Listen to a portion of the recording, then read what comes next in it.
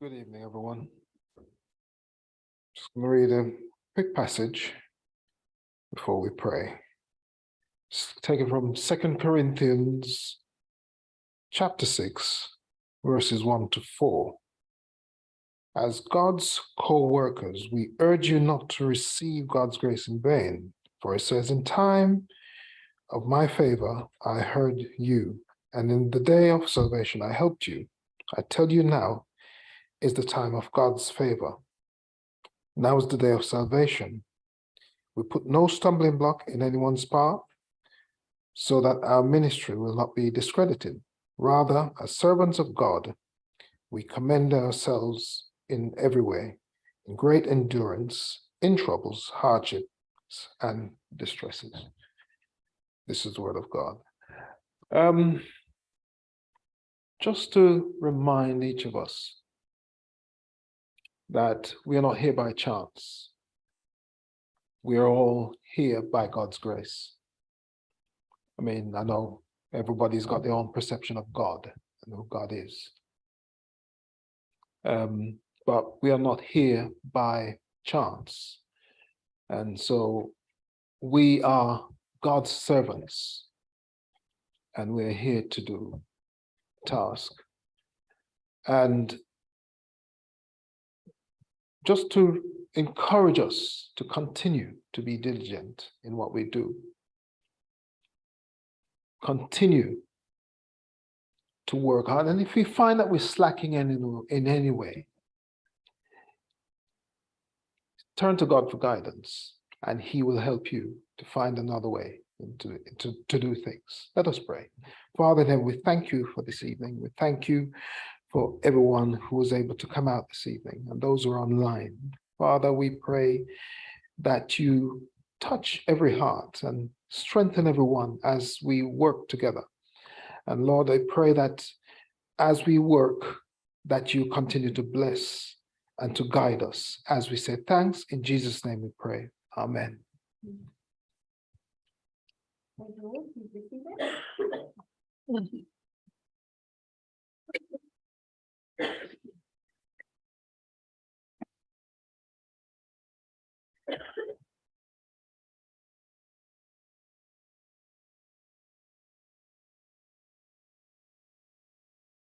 How's everyone feeling? Great. Okay. So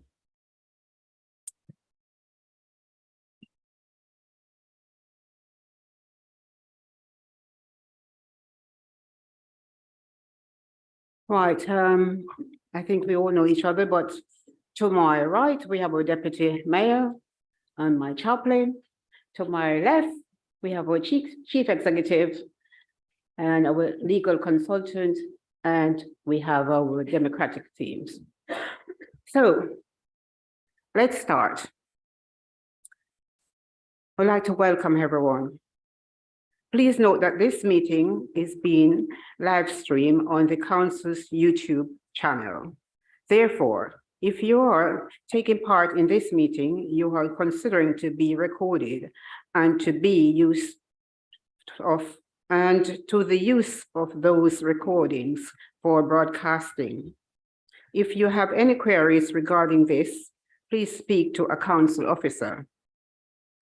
There are no fire drills scheduled this evening.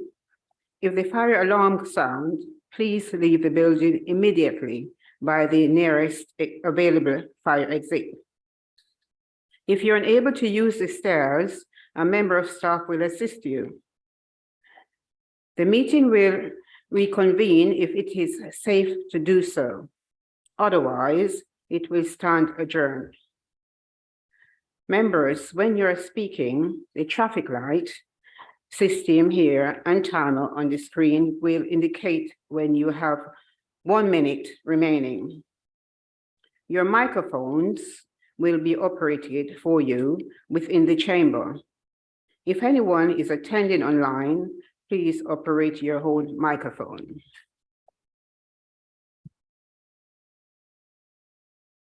Are there any apologies, please? Councillor Bin.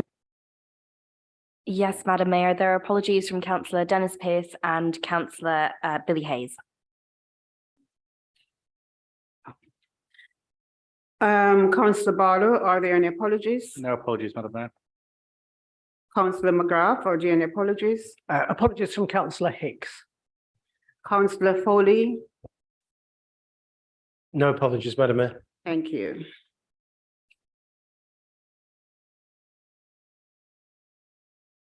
Are there any declaration of interest? Anyone? No. Thank you.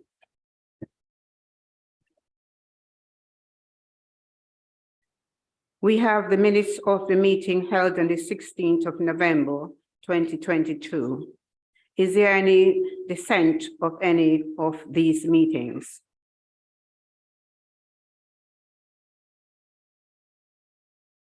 No? As there is no dissent, I shall take that as agreed.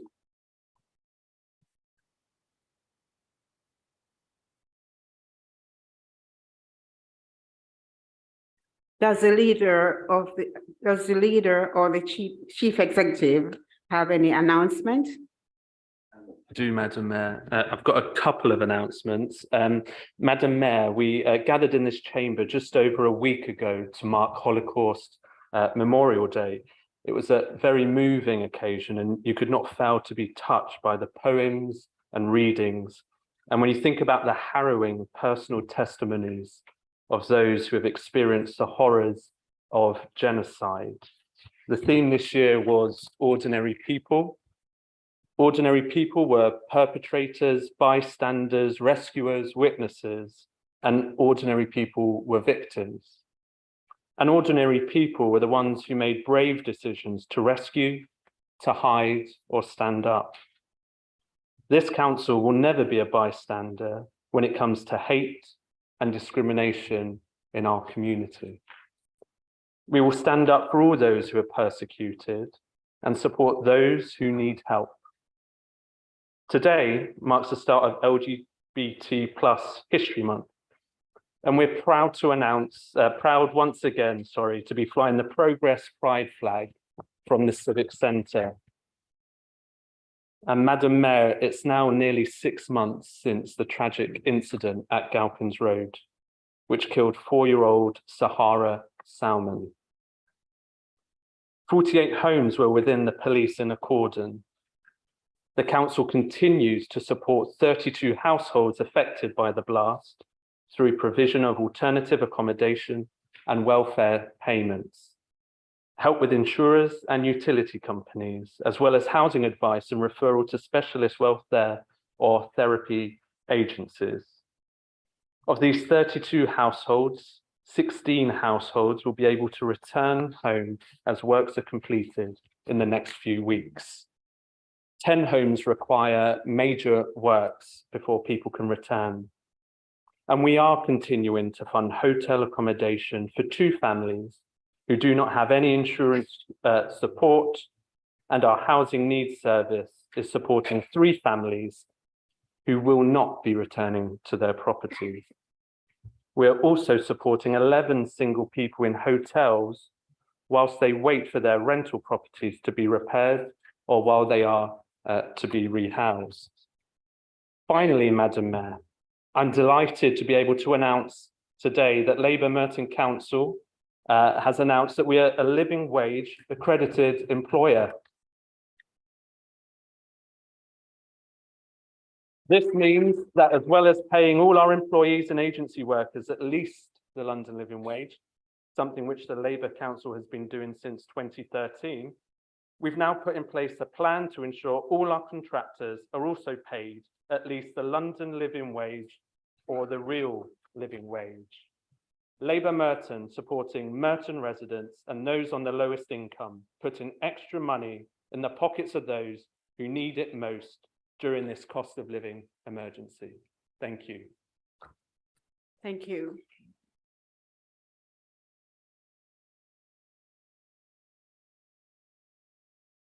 And for us, my deputy and I, we had a very, very good 6 months. We're going into 9 months now, isn't it? Almost 9 months. Has been very busy, very enjoyable. And there are quite a number of people we have honored so far. But I think for me, the most enjoyable bit was the New Year's parade. It was my very first time attending one in that capacity, and it was really marvelous. I mean, some of you may see the videos that have been sent around. We had entertained quite a lot of students in the parlor and show around the council, different departments. Some have never been in the council chamber before. And of course, you can imagine the young people, how, happy they were to sit around and just, thinking, well, one day I'm going to be here myself. I just want to say thanks to everyone who support us with our fundraising events and, hoping that we'll continue supporting each other. I just want to ask my Madam Deputy if you do have anything to say. Thank you.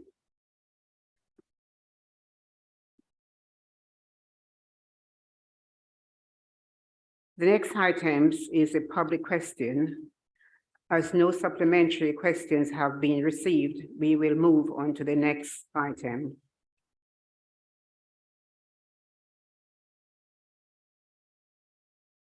We will now move to item 6, Councillors' question to Cabinet members. These have been published also along with the response from the Cabinet members. I will read out each member's name in the order they appears in the agenda and invite you to ask supplementary questions. Please ensure all supplementary questions are brief and not a statement, and we will get through as many as possible in the time allowed. Firstly, Councillor Manley. Thank you, Madam Mayor. And I'd like to thank the Cabinet member for his detailed and very helpful response to my initial question. And I'd like to also ask that given the ongoing disgracefully led chaos caused by the Conservative government, is the Cabinet member considering providing any further support to the residents in the forthcoming council budget? Thank you. Thank you, Councillor Manley, for your supplementary question. And you'll note, of course, the significant steps the council has already taken to support local residents during the cost of living emergency, as detailed in my written answer. But I'm pleased to confirm that, yes, we will be bringing a cost of living budget to full council next month, which, amongst other things to support residents, includes an expansion of our exceedingly generous council tax support scheme to low-income households. It includes £7 million of investment over the next 5 years to fund paying the London living wage to, as the leader said, not only our staff, but our contractor staff.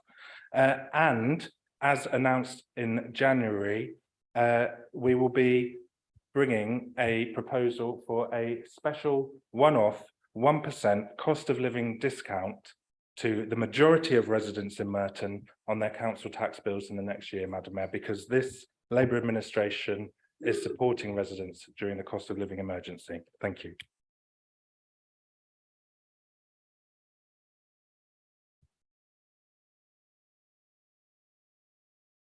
Thank you, Madam Mayor.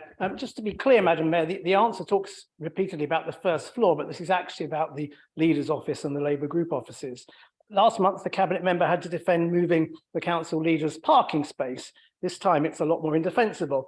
£230,000, including £10,000 in new carpets, £5,000 for a tea point with a kitchen just down the corridor, and £10,000 for new chairs, some of them £640 each. Will the cabinet member come with me to Councillor Garrett's ward and knock on a few doors and ask people whether they think when their electricity is going up, their gas is going up, their food's going up, their council tax is going up, that they think spending £230,000 on the Labour group offices and the leader's office is a good use of their money? Thank you, Madam Mayor. Thank you, Councillor McGrath, for that interesting question. I would say to him, first of all, I've spent a lot of time with the leader knocking on residents' doors in his ward already, so I have a pretty good understanding of what residents across Mitcham feel, and I know that they feel, like I do, that Merton Council should be run professionally. It should have a proper professional operation as we deliver services to 200,000 residents with a £500 million annual gross budget. And I think they would expect that our staff are able to operate in a modern professional office. So I think this kind of Lib Dem whataboutery about spending money on our professional operations is actually irrelevant. And I'm sure residents in the leaders' ward and across the borough would agree with me.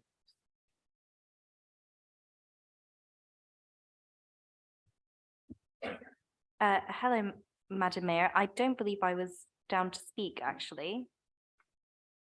So sorry. Oh, I'm so sorry for the supplementary question. Apologies. Can the cabinet member give an indication of how many residents are using our libraries as warm spaces during this cost of living emergency?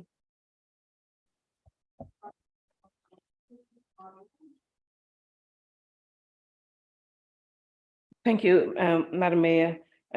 Our library continued to flourish. We just had a recent survey that showed that our residents continue to enjoy the services and benefit from the services in our library. We've now launched all of our library as warm spaces, I've said before. And in fact, we've seen that our library, the use have gone up by 24% compared to previously. And we also have 140,000 residents who are library members in Merton. And I just want to put a call out there, actually, that if you live in Merton and you are not a library user, please contact your local library and become a member, because there's so many services in there that you will benefit from. Thank you. Councillor McLean. Thank you, Madam Mayor, and can I thank the cabinet member for his answer. Clearly, it was disappointing that we were unsuccessful in gaining our bid for the Levelling Up Fund yet again. But I think that does show that the importance of ensuring that funds from the sale of chairs are ring-fenced in order to fulfill the need for town centre regeneration. So I would welcome if the Councillor Christie could confirm that indeed the funds will be ring-fenced for capital projects. Thank you. Councillor Christie. Thank you, Madam Mayor. Thank you, Councillor McLean, for your question. I would say that we will do what we always do with regard to our budgetary decisions, which is that we will bring forward ambitious proposals to invest in the borough, and we will do that in an open and transparent way, as we always do. So I won't commit to ring fencing things in a particular way at this point, but I'll say we will commit to investing in our borough. Thank you. Yeah.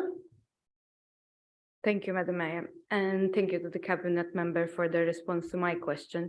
I'm pleased to see that there is a plan to improve the reception area at the Civic Centre and to include the changing places toilet in due course. But why is the council prioritizing spending money, as we feared from Councillor McGrath, filling 2 Labour group offices with nearly £80,000 of new furniture when the existing furniture was more than just fine? Wouldn't a changing places toilet in the public area of the Civic Centre better encourage civic pride? Thank you. Councillor Christie. Thank you, Madam Mayor. Thank you, Councillor Galea, for your question. I would repeat what I said to Councillor McGrath, which is that this Lib Dem whataboutery trying to suggest that spending money on our professional operations is not a good thing to do is just nonsense. I've provided a written answer in which I've said that we will be bringing forward plans to deliver a changing places toilet in the reception of the Civic Centre. And I stand by that, and I think that is completely irrelevant to the council doing what all professional modern organisations do, which is investing in their facilities.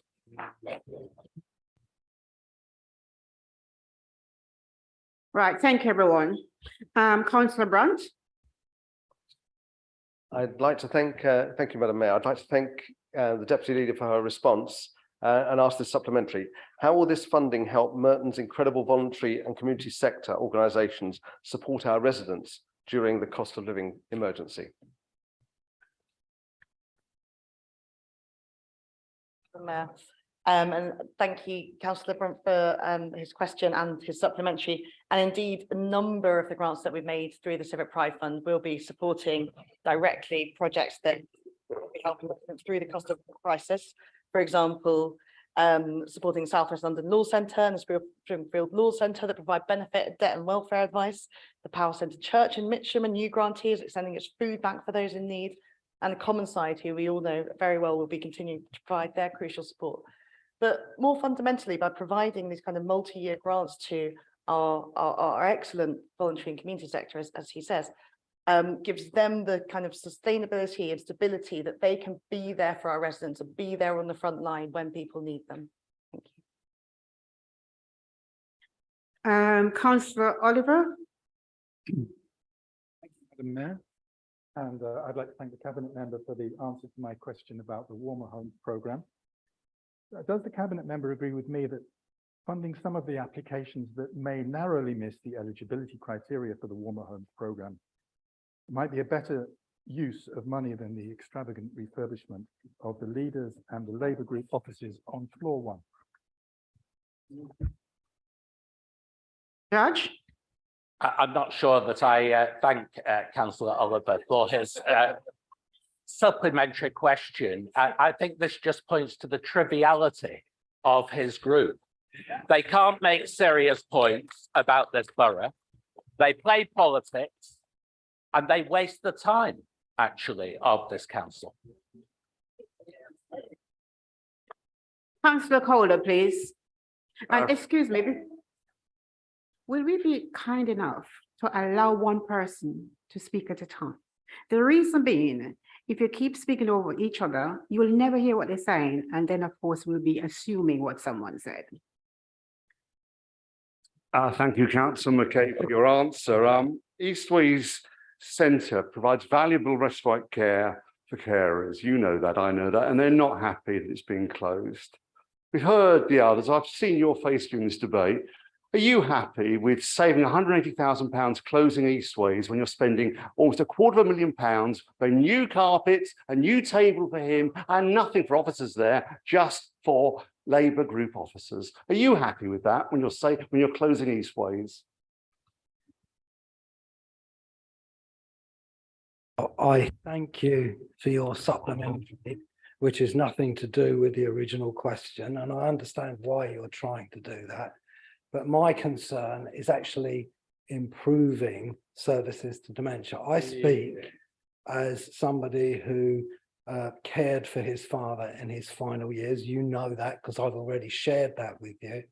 And there is nothing that I would do to harm people with dementia or their carers. And what is proposed here is that we actually make use of the excellent centre of excellence that we have in the Dementia Hub, which is partnered by our health partners and provides excellent services. And instead of worrying about the furniture today, I went down to the Dementia Hub to refresh my understanding of the services that they provide.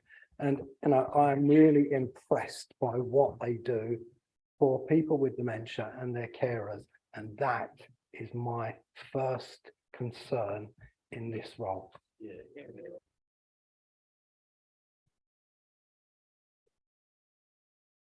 And the final question goes to Councillor Monday.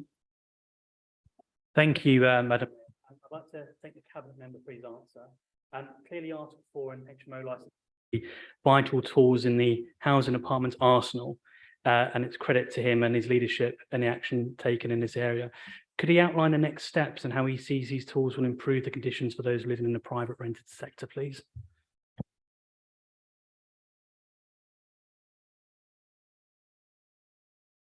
Councillor Mondena, thank you for his supplementary question. My original response suggested there'd been 176 responses from landlords. The updated information is 190. That we had 22 from letting agents, it's now 25.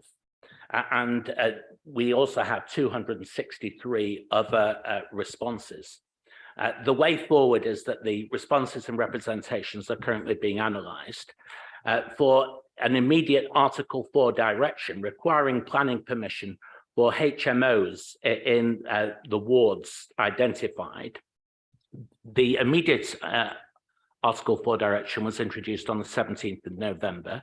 A report will follow to the March Cabinet, and the final consultation report and responses will be available in late March. And also, we will have a report to the June Cabinet on landlord licensing. There has been a legal challenge to the immediate Article 4 direction, and we've engaged counsel to advise. Subject to analysis of the consultation responses and legal advice, the intention is to confirm the Article 4 direction at this April Council. That should improve the quality of conversions of houses to flats in the borough in the context of HMOs, so that people in future will have adequate room sizes, adequate amenity space, adequate soundproofing, adequate energy efficiency. These are really important factors, and of course they will be determined by planning officers and the planning committee. The work on the preparation for the introduction of landlord licensing, both selective and additional licensing, is ongoing, with the intention, subject to consultation responses, of introducing it in September. That will give us housing officers to inspect houses in the selected wards to make sure there are not Category 1 and Category 2 hazards existing for tenants in those wards. Those wards have been selected on the basis of the data that's been collated across the borough as being the wards with the largest incidence of issues arising. So that will give us a housing officer capacity we've simply not had before to uphold standards on behalf of residents. We are now moving to deal with the strategic theme main report, which is to ensure a clean and environmental sustainable borough, which inclusive open spaces where people can come together and enjoy a variety of natural life. I'm going to invite a cabinet member to present and then seek a seconder. We will then take the councillor's question to cabinet members on the strategic theme. We will then take the amendments to the strategic theme report. I will then invite any member that wish to speak on the debate to do so. Finally, we will then vote on the amendments and the main report. Councillor Hirons, please present the strategic theme report. You have 4 minutes, please. Thank you, Madam Mayor, and it is my pleasure to formally move this report that outlines the Council's work to ensure a clean and environmentally sustainable borough with inclusive open spaces where people can come together and enjoy a variety of natural life. This theme is about the streets we walk on, the air we breathe, and the parks that we love. Whether it's keeping our streets clean or tackling the climate emergency, this theme reflects some of the biggest challenges faced by our community and by this council. And as Cabinet Member for Local Environment, Green Spaces and Climate Change, I know how big these challenges are, and I know that the scale of what still needs to be done can sometimes feel overwhelming. So I'm grateful to our officers for their work on this report, for their patience with me, and for the opportunity tonight to remind ourselves of just how far we have come. Because, Madam Mayor, we have come a long way. And nowhere is that more evident than in our fight to keep Merton clean. As the report outlines, we have issued more fixed penalty notices for dumped rubbish on our streets than any other London borough. We have invested in more mobile CCTV cameras and have launched the Merton's Wall of Shame. And last year, we issued Veolia with a service improvement notice, which has led to more investment in street sweeping in the east of the borough. But as the report makes clear, there is more to do and more to come for the future of our waste services. We are soon to roll out improvements to collections for flats above shops, launch our mobile Garth Road pilot so that this service is closer to our community, and following our decision to end the current contract with Veolia, we will bring forward our proposals on a new waste service for pre-decision scrutiny on the 13th of February. The report shows that we have come a long way in our journey to become a net zero borough. But with only 2% of Merton's emissions linked to the council's activity, this work extends beyond these walls. And I want to thank Merton's Resident Climate Action Group, who have spearheaded projects like Merton Garden Streets and Energy Matters. Whether it's divesting this council's pension fund or working with the Mayor of London to retrofit the homes of our poorest residents, this council is up for the challenge, up for leading the charge, and is stepping up where this Conservative government refuses to provide leadership on the climate crisis. That's why one of the first acts of this administration was to allocate a further £2 million towards decarbonising Merton. This funding includes support for local businesses, a community retrofit fund, and tools to assess the environmental impact of future council decisions. And finally, Madam Mayor, we have come a long way in greening our borough and celebrating our spectacular parks. To improve biodiversity, we have adopted wildways on our green verges, on our grass verges. We have developed a pollinator park initiative, which has seen over 250,000 bulbs and 20,000 square meters of wildflower meadows planted in Merton. And after attracting over £75,000 in external funding, we are on track to plant 10,000 trees this year. So, Madam Mayor, whilst the challenges are great, and whilst there is always more to be done, I am so proud to see just how far we have come. Thank you, Madam Mayor.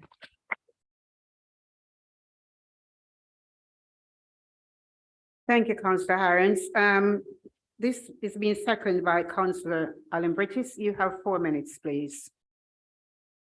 Blessed with the very talented councillors I have had and I'm working with here in Ravensbury Ward in particular. In the last administration, Labour, of course, Natasha Irons was a Ravensbury councillor, and now in this current administration, Labour again, is the cabinet member. What a great speech, full of fire and brimstone we've just heard from her about her passion for our environment. Now, in this year of our Lord 2023, I'm joined by caseworker ninja Caroline Childs. She treats her residents as her flock and tends to their every need on the green pastures of Ravensbury. And then there is, of course, Peter McCabe, now in the Labour cabinet, of course. We have together trodden the same footpath on the streets of Ravensbury since my by-election victory in 2003, and was with me throughout my 10 record years as Labour council leader in this borough. It is to his role as our champion of health and well-being that I want to dwell on in speaking for this excellent strategic theme report, because Peter's always said to me that a house divided against itself cannot stand. That is why we on this side of the chamber are united on bringing in dockless bikes hire schemes, united on developing an EV charging structure, and united in achieving an increase in active travel. Health in all policies is something that we are both united on, and so public health and Future Merton, 2 departments, are working together on improved air quality, more physical activity, a healthier diet for all, more cycle lanes, parking enforcement to keep our footways clear, bus lane enforcement to make sure buses have clearer routes, and finally a robust travel plan for our staff so we set by example. Now, Madam Mayor, you may have noticed a biblical tone to my sermon tonight. And this now sends me to the leader of the opposition, Anthony, and his namesake, St. Anthony. Members on all sides may like to know that St. Anthony is invoked as the patron saint of lost things. A jingle goes like this: St. Anthony, please look around. Something is lost and must be found. But by God, going by tonight's random amendment to this report themselves, I would suggest they've definitely lost the whole plot themselves, and that Anthony is now the leader of all lost causes. Thank you, Madam Mayor.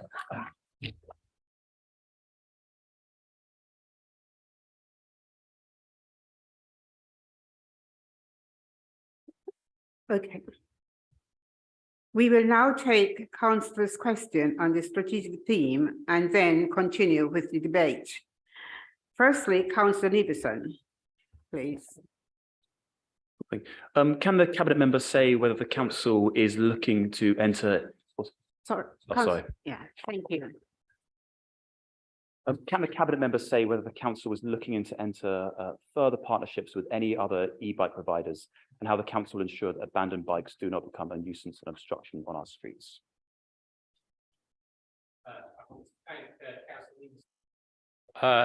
Winning the election first in Cannon Hill in Colliers Wood, and for being a councillor here in this great Labour administration, and for his supplementary question. Yes, this local authority does not rest on its laurels, and it is talking to other providers for dockless e-bikes. We're also working with TfL, London councils, and neighbouring boroughs to get a best practice and to get a consistent service. And the leader and I have met with a provider in particular where there have been bikes left in very, very poor places, and we've had an exchange of correspondence, and we had a face-to-face meeting as well, both with ourselves and with council bosses in attendance as well. I don't know who council bosses are sometimes. The opposition constantly talk about council bosses. Are you referring to us or to the officers? Can you make that clear next time? But yes, we've had those meetings, and that will all be clarified. Thank you very much.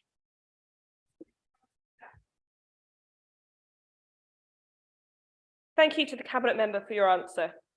Your answer says funding was not available to do a full before and after emissions analysis of school streets.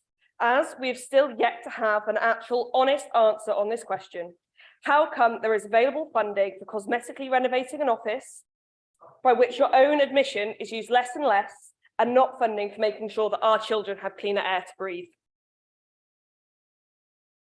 Thank you for that original question, which was well placed. The supplementary, not so well thought through or placed. I don't know if you've studied accountancy or finances. There are cost centers in things. So we weren't able to access money to do a before and after. That's where the money was going to come from, and that's where the money could come from. You can't dip from one budget to another. Cost centers are very important. We'll continue to try and see what we can do to get at that before and after, but it may be a bit later. Thank you. Thank you. Councillor Kirby, please. Councillor Irons mentioned the 2 million climate reserve funding allocated in June 22. Be grateful to know how that's going to help us reach our crucial net zero targets, please.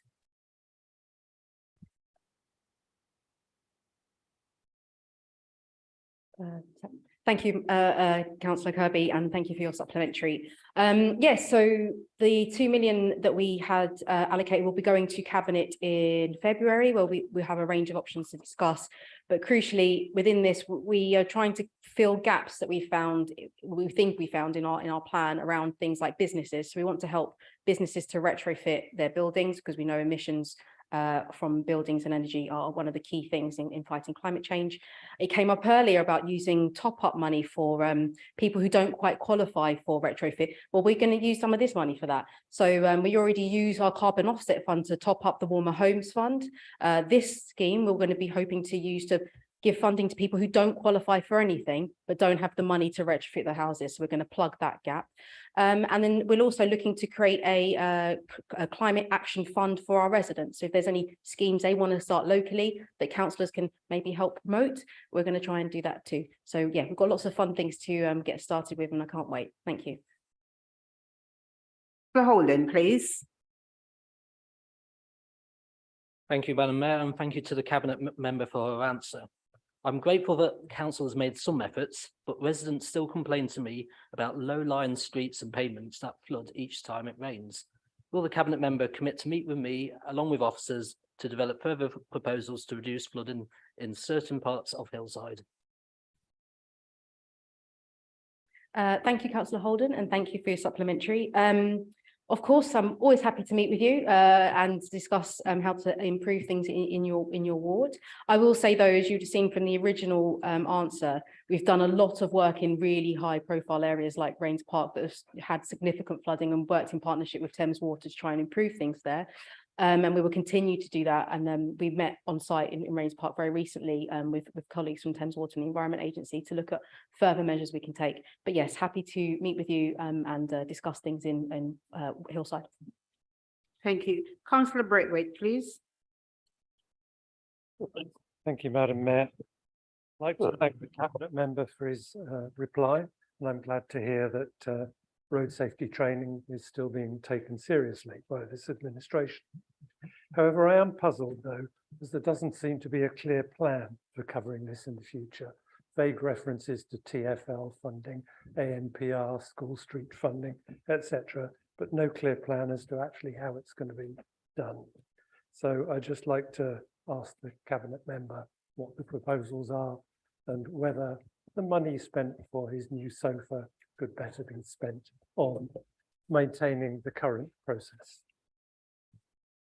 I'd like to thank Councillor Braithwaite for his original question and his answer. I do have a soft spot for Councillor Braithwaite because he's an avid AFC supporter, and I know he welcomed this council's work and this side's work on bringing back AFC Wimbledon to Plough Lane, and long may they prosper. As to his supplementary question, I'm very puzzled by the broken record that seems to be playing from that side throughout. And I'm reminded of Kirsty McCall's song, "There's a bloke works in a chip shop, thinks he's Elvis." They all think they're Elvis at the moment. I don't know why.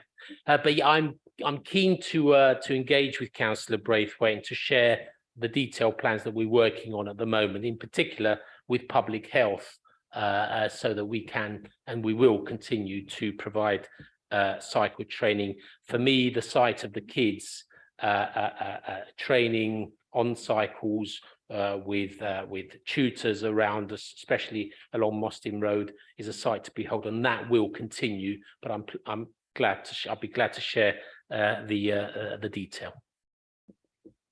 Thank you. And we have in line Councillor Skeet, please.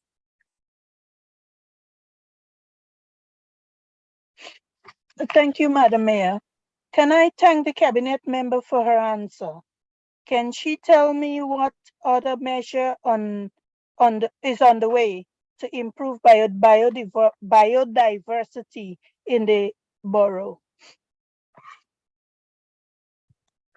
Thank you, Councillor Skeet, for your question, and thank you for your supplementary. As I mentioned in the main introduction to the strategic theme, there's a range of measures we're looking at, are actually doing at the moment to improve biodiversity in Merton. So we've got our Wildways scheme, but we're looking to expand to other grass verges where appropriate.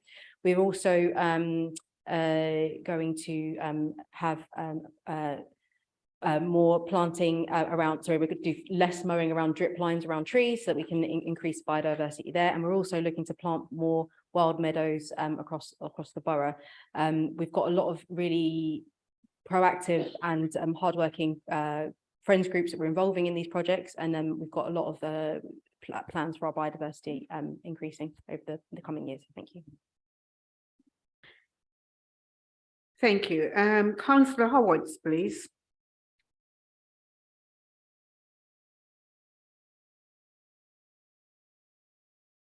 Thank you. Thank you, Madam Mayor. I'd like to thank the Cabinet member for her response regarding collection of miscollections, but will she agree with me that Veolia are indeed failing to meet this 24-hour target for missed pickups, and that as a result, Veolia, and by extension, the council, are the biggest fly tippers in the borough? Thank you, Councillor Howard, for your question and your supplementary. I agree that there's an issue with green sacks. That's why we issued them with a service improvement notice about the green sacks. But as I said in the response, there are certain areas where they have to be left for ease of pickup. I'm happy to look into certain locations if there's ones that you've noticed that have not improved since we've issued that notice, and I'm more than happy to look into that for you. I wouldn't say the council is the biggest fly tipper. I'd say the fly tippers are the biggest fly tippers, and quite frankly, I wish they'd just stop because it's doing my head in. But yeah, I'm more than happy to come and see that the issues that you have in your ward. Councillor Willis, I do apologise. Your turn. Sorry. I'm all shook up, Madam Mayor.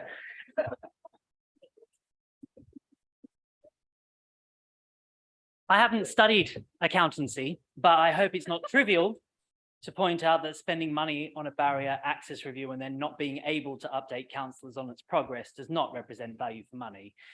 We have to wait for the new executive directors for a changing place toilet, but not for level 1. So with what the administration has found money for, which we've heard all about, do you regret taking council time on agenda item 12 today, where the financial position of this council is blamed on everyone else? What about your role in this?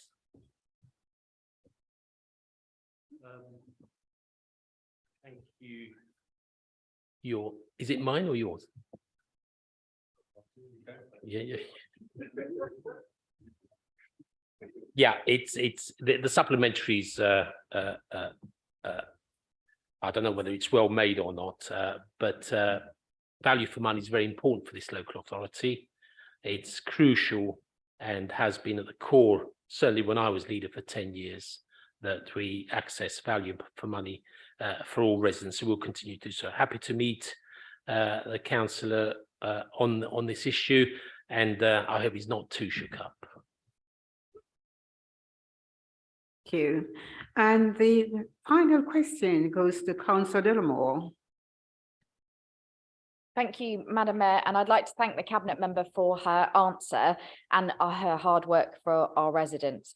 As you will be aware, we do have a particular issue in some parts of the borough with waste disposal for flats above shops. So I wanted to ask her, could the Cabinet Member tell me how we are working to tackle this and support residents who live in flats above shops?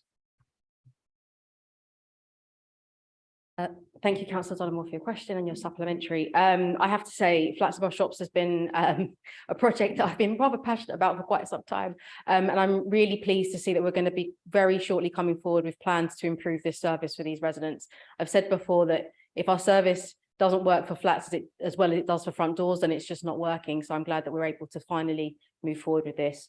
What we're looking to do is increase the amount of collections from these properties because they are smaller and they have more transient population. And we're looking to increase the amount of communication for these properties so they know when their collections are. So yes, hopefully we get to see this rolled out very soon. I'm quite looking forward to it making an impact on our streets. Thank you. Thank you. As there's no strategic theme motions were submitted, we now move to the amendments to the strategic theme main report. And we have the Lib Democrats. We have 2 amendments and we will take them in the order they were received. Councillor Arthur, please move your amendment. MacArthur. It's okay. Madam Mayor, I would like to propose this amendment to the strategic theme report. We know from the consultation that Merton undertook in 2021 the importance that residents place on green spaces. Maintaining and improving these assets were, according to Merton's own conclusions, central to the residents' ambition for the future. And the theme of this strategic report rightly includes ensuring an environmentally sustainable borough with inclusive open spaces.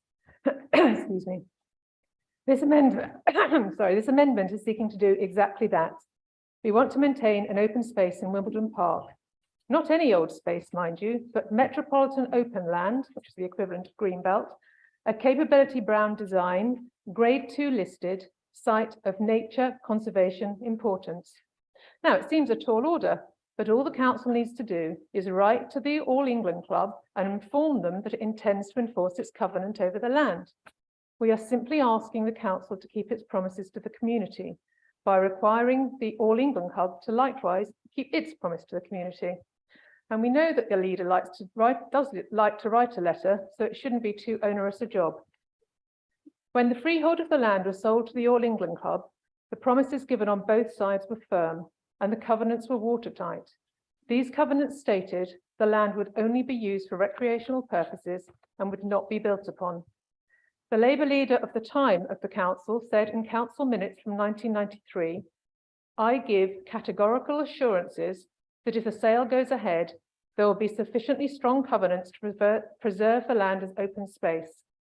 And in answer to the community's misgivings, he assured future councils and future residents that when we decided to sell the land, we did so ensuring that it would be kept as open space, and we did so determined that any future owner would be denied forever the opportunity to use this space for any development.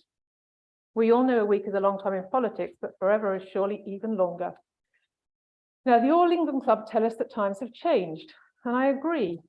We are far more aware now of the need to combat climate change, the need for open spaces, the need for mature trees and biodiversity, the need to protect endangered species such as the European eel. Merton, as we heard, has declared a climate emergency. If it's serious about reaching its zero carbon targets, it needs to preserve and protect its green spaces. It shouldn't be disturbing reed beds critical to a vast array of bird life, and it shouldn't be allowing such overdevelopment in the heart of Wimbledon Park. It's astonishing to me that we are having to push Merton on this issue. The All England Club made promises in 1993, which we are simply asking them to honour. If we allow them to renege on those undertakings, why does anyone think they will feel bound by their current promise to preserve a permissive park? Surely the least that we can expect is that the council, who represent the people of Wimbledon and hold the land on trust for them, use its legal power to force the All England Club to keep its word by, if necessary, enforcing its legal obligations.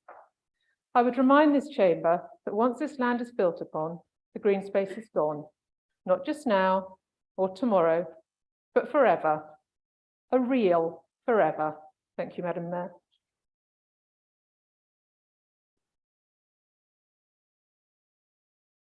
Thank you. The amendment is being seconded by Councillor Hall.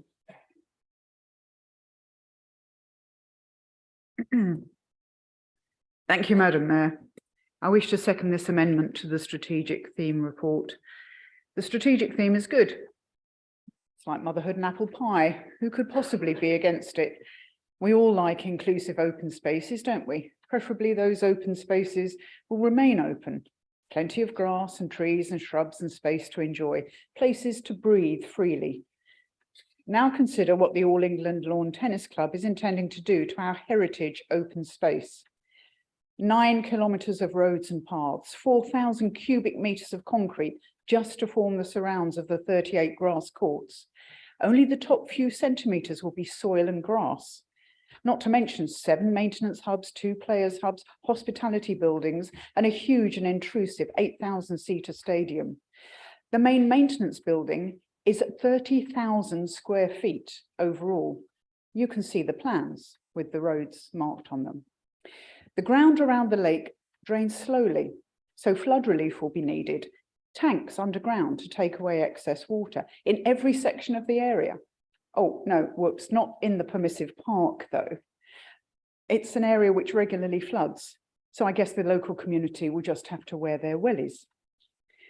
Maybe a proper flood relief plan for that section, the permissive park, will come into force when phase 2 of their development plans are rolled out. Oh, that's right, we're not supposed to know about the 5-star hotel, the helipad, the car park, the hospitality buildings planned for the permissive park area that they now deny will happen, as they denied wishing to build on the golf course. There was complete outrage in the local community back in the early 1990s, when the sell-off was first proposed. The local people were up in arms. Councillor Coleman, then Labour leader of the council, stated, "Precautions are being taken to ensure that the land remains open space. No new building would be allowed on the golf course site. There was no question of it being used for housing or any form of business or trade. The regulations were quite clear that it could only be used for open air and recreational purposes." The AELTC wish to build on it and use it for strictly commercial use. Tennis at this level is big business, not recreation. They will not consider any alternatives, such as using the land for temporary buildings only during the tournament, or a smaller number of courts. They're acting like lords of the manor, and we are their serfs. Councillor Sheila Knight, also Labour, stated on the 3rd of June 1993, "We are selling it as a green space." Quite unequivocal, I would say. It was sold with a covenant. The covenant was not just between the AELTC and the council, it was also between the council and the people. Assurances were given, promises were made on both sides. The community of Wimbledon Park, which I am proud to represent, is up in arms again at this proposal to break the covenant. It appears we were lied to by the AELTC. They said then we would not allow development of the site. They must be made to keep their promise. And finally, Madam Mayor, I must quote the wise words of 3 local people who also represent the area. Under no circumstances should the council place itself at risk of being in breach of the law or to be seen to have abused its position as trustee and to have ridden roughshod over the concerns of the residents it exists to serve. Well said, Councillors Austin, Barlow and Howard. Thank you, Madam Mayor.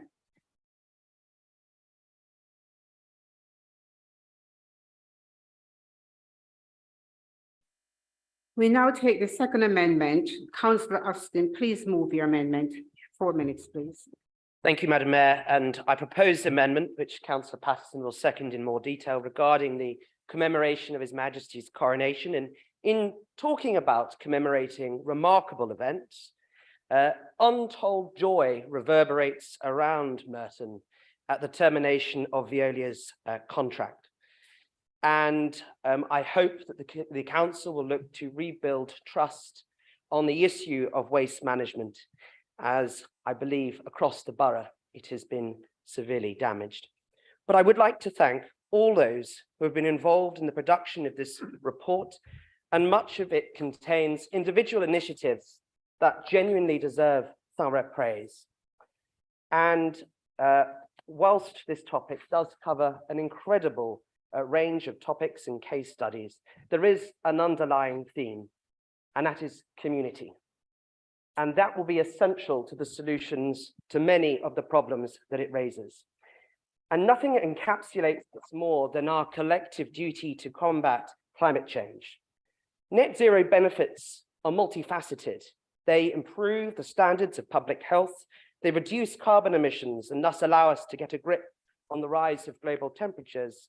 And critically, they allow the economy to grow at every level. But I don't walk away from this report with any sense of the scale of the opportunity that an effective transition to net zero, encased in a clear economic narrative, could offer Merton. There is no mention in this report or in our climate strategy of innovation, technology, or enterprise, nor when we discuss what the potential of a green economy here might deliver.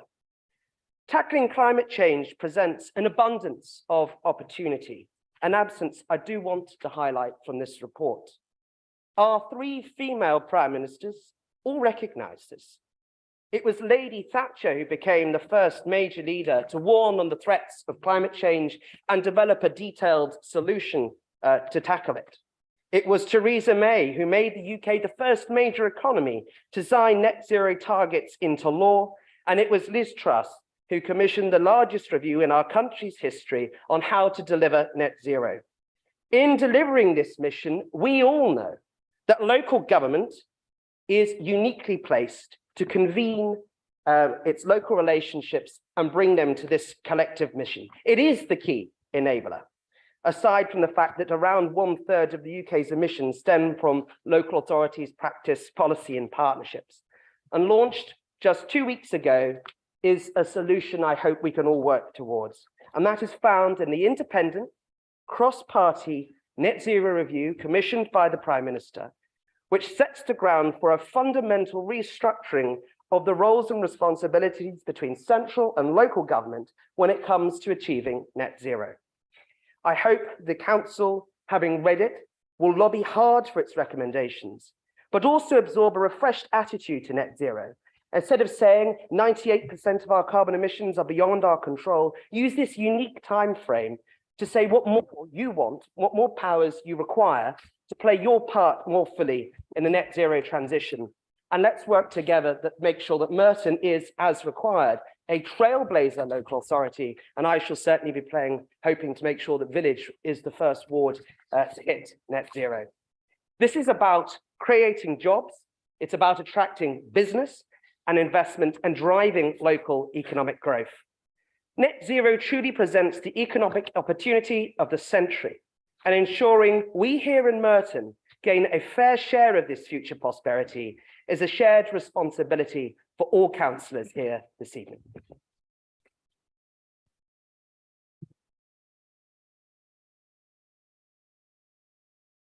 The amendment is being seconded by Councillor Peterson. 4 minutes, please. Thank you, Madam Mayor. It's my great pleasure to propose that we plant a wood in honor of our great Green King who is going to be coronated this summer. Now, recently I was walking in Windsor Park, as one does, and I came across this fantastic plantation, this fantastic wood, 60 mature oak trees. It's known as the George VI plantation. And the first oak tree was planted by the king himself in 1937. And then 59 representatives of the Commonwealth planted a further 20 species of oak trees.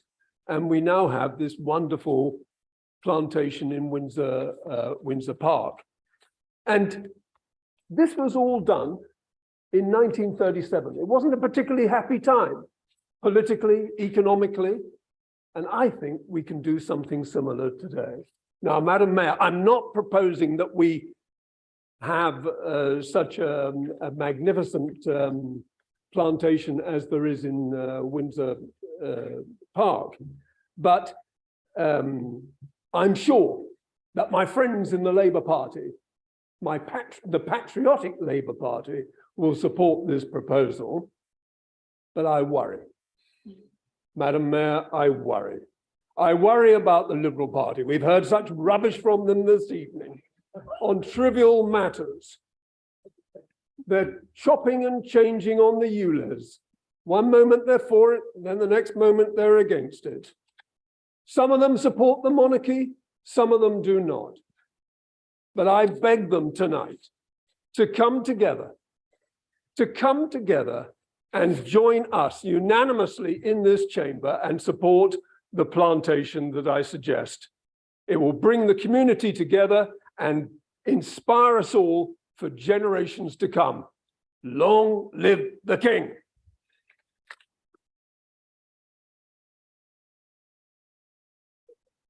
Thank you. I have the following listed to speak.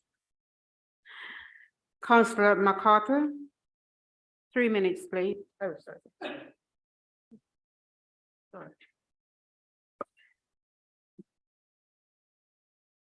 This report clearly shows there is good work being done, which is to be commended. However, I am concerned about the lack of analysis in some parts of the report. In light of Merton's ambition to become a borough of sport, I was keen to learn what progress was being made in that area. But outdoor sports provision gets just 3 short paragraphs in the report, which gives us, and I quote, the fabulous number of courts and pitches available, but nothing on the standard of these facilities or what progress is being made on improvements. Since I have been a councillor, I have learnt of flooded football pitches, basketball courts being used as car parks, an athletics facility with tree roots breaking up the track. And in the ward that I represent, 10 of the tennis courts are in a very sorry state of repair. This can't be unknown to the administration, not only because councillors raise these issues, but because the 2019 playing pitch strategy, which is referenced in the report, also acknowledges this. It points out, for example, that many of the public tennis courts in Merton are in a poor condition. In fact, of the 66 local authority-owned courts, only 22% are of good quality. but there's no mention in this report of improvements needed or a plan of when upgrades are likely to happen. In Wimbledon Park recently, a tennis coach told me that he had to sweep the courts free of water and put up his own nets prior to running a children's tournament. I couldn't give him any information as to when they might be upgraded, because despite us asking numerous times, despite being told by the LTA there is funding available, and despite being assured it's going to happen, I am none the wiser as to when. Now, I understand there are plans to improve the courts, and I understand this cannot happen overnight. Although I would add that there has been a Labour administration in Merton for over 12 years. But to prepare a report, I'm not sure you're proud, but to prepare a report which doesn't give us any indication of the progress of such improvements is concerning. A recent report by the group Sported highlighted evidence that there is a growing challenge for sports groups to secure stable, long-term access to good facilities. Has Merton considered their findings? What's being done to ensure there is sufficient access in this borough to good facilities so that our excellent sports clubs can continue to thrive? I would like to see Merton be transparent and businesslike in sharing its plans for where and when it's going to make infrastructure upgrades to sports facilities. And let us ensure in our upcoming review of the Ida Verde contract that users of sports facilities are included in the dialogue where maintenance is the issue. Part of any report should surely detail what has been achieved, what needs to be achieved, and how we hope to do so. For me, on these criteria, this area of the report fails to score.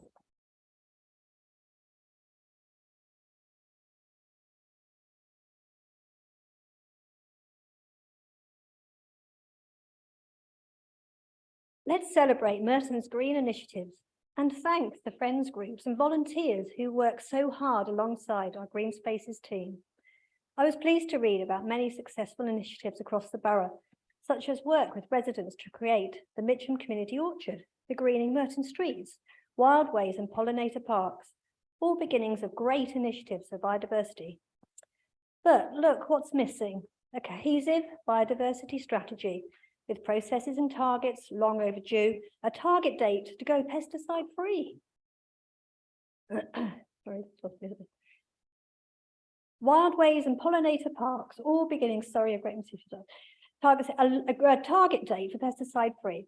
Ward-based nature recovery plans, a tree strategy, yes, but only for council-owned trees. We hear continued calls from residents for improved communications.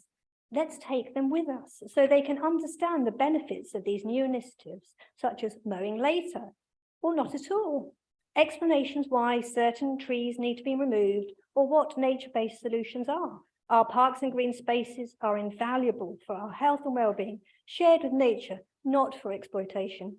These initiatives should be a sustained effort to tackle the climate and wildlife emergencies, supported by awareness raising and education for our children and young people, instead of winding down education facilities at Mitcham Common Conservators. Let's open more, working with groups such as Young Wilders and Forest Schools. Look at Roots for Life, projects tackling childhood obesity, teaching horticulture and cooking skills. We must see protecting for our biodiversity and waterways along with enforcement. We should be ambitious. Introduce rewilding and priority habitats for our biodiversity net gain. We ask the Cabinet member to commit 30 by 30, 30% increase in biodiversity across the borough by 2030, as advocated by the Wildlife Trust. Our nature reserves have been neglected for too long, even predating the administration, who have done nothing to rectify this.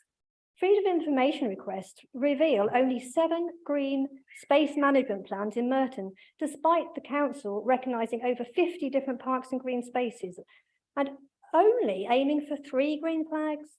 So let's use the upcoming review of the green space maintenance contract with Ida Verde as an opportunity to both strengthen the strategic report to managing our parks and green spaces and to seek a step change in the quality of communication and local engagement. And if they can't deliver our ambitions, let's look at bringing the contract back in-house. We need to be sure we have the right skills in the right place with the right funding to deliver ambitious plans. For example, supporting the Wandle Valley Regional Parks Trust with linking green corridors. Wildlife is disappearing at an alarming rate, some calling it the next mass extinction, and the threat of climate catastrophe is a constant worry. So we must act now. together and we can make Merton a nature positive borough.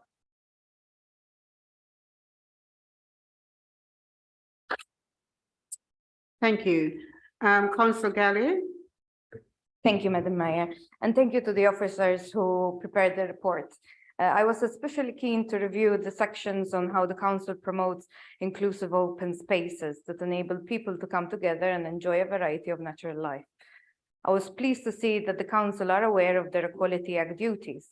However, the document seems to suggest that we've historically focused enough on accessibility with respect to site design, with specific reference to ramps and paths.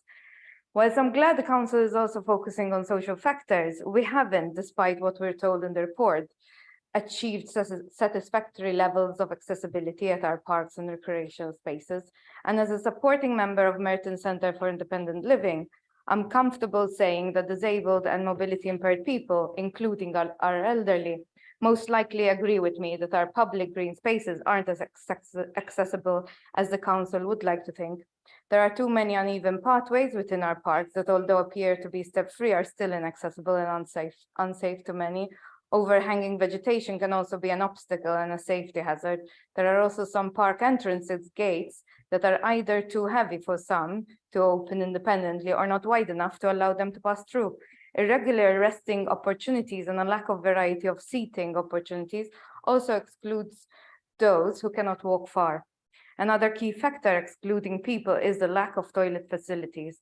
As I've already mentioned, and as my colleagues will this evening, accessible, safe and reliable toilet facilities can make or break many people's ability to visit an open space further away from home. And even when we have standard toilet facilities, these are not always available, so people can't rely on them. We also need to look at opportunities for including changing places toilets, as I've already mentioned. Changing places toilets are not changing rooms, they are larger size accessible toilets that allow a severely mobility impaired person to be changed and cleaned in a dignified manner by their personal assistants, carers, or family members. Currently, we only have 3 facilities of this nature registered in Merton on the Changing Places website. Therefore, would the council please consider developing a plan to install Changing Places toilets at our civic centre, libraries, and other council-run facilities as soon as possible? You responded positively in 2018 to our call for Changing Places toilets. Will you do so again? And will you please also improve the provision of public toilets at all open spaces? Thank you.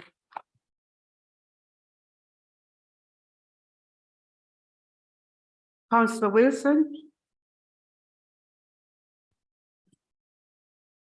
Thank you, Madam Mayor.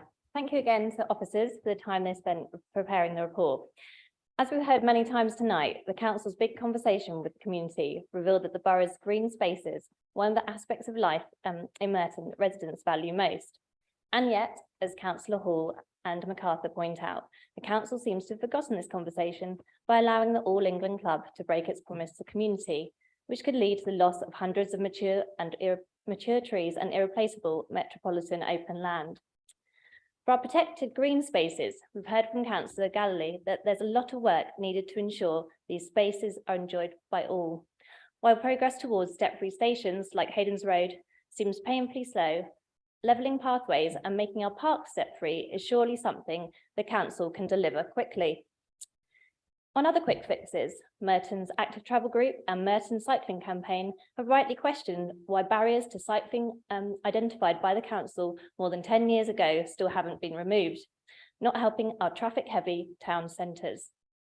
And the most basic of needs of pedestrians, safe road crossings, such as in my ward in Rains Park, are still desperately needed. Barriers aren't always physical, they're cultural too. Over in Ealing, the Labour-run council is delivering a mass community cycling culture, having secured funding from Sport England, no doubt as a result of its ambition. I hope we can see the same level of ambition when Merton cycling and walking strategies are delivered later this year. But the community need faith in that ambition. For delivering the Borough of Sport, as Councillor MacArthur says, that means confidence in the council to maintain its sports facilities.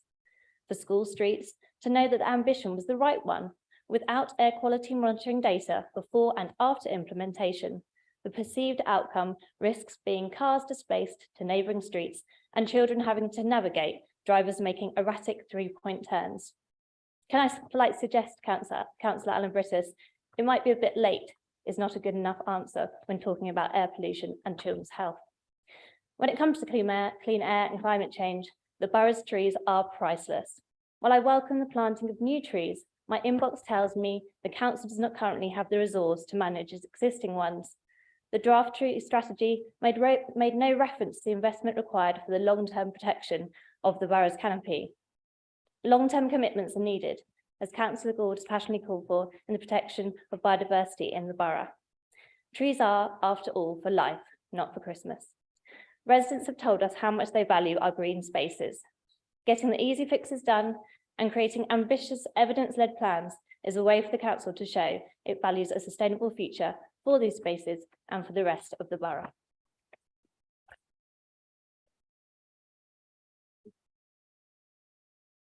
Councillor Howard, please. Thank you, Madam Mayor. Well, we had St. Anthony just a little while ago, so I'll go to Mark Anthony now, because I'm just going to just slightly alter his words and simply reassure that I come here tonight to praise this motion, not to bury it. But I shall continue, however, to simply say that the advantage of sitting back here in the cheap seats is that I can see a number of those sitting in front of me shifting rather uneasily in their seats. You perhaps think there's been enough references to office furniture already this evening, but allow me to carry on. They have every reason to feel uncomfortable because in many ways they have returned exactly 1 year on to the scene of their crime, a crime for which their only defense might be lack of experience, gross naivety.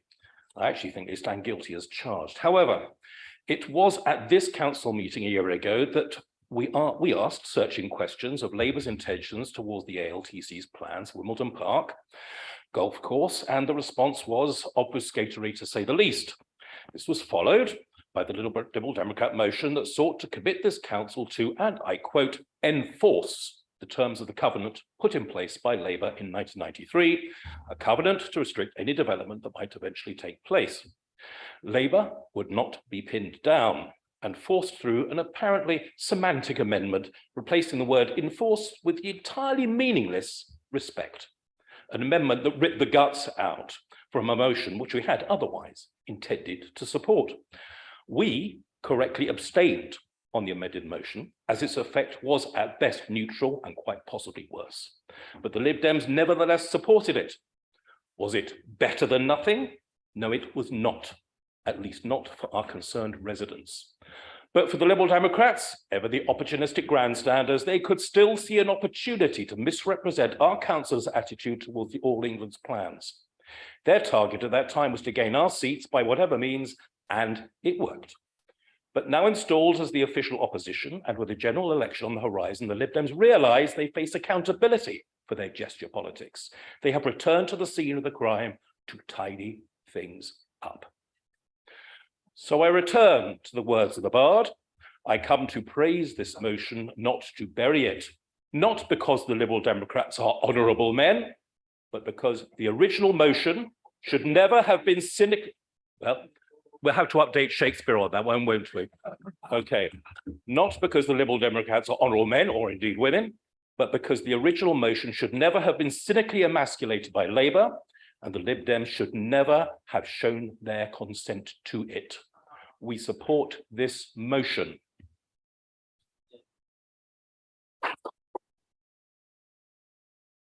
Councillor Charles, please.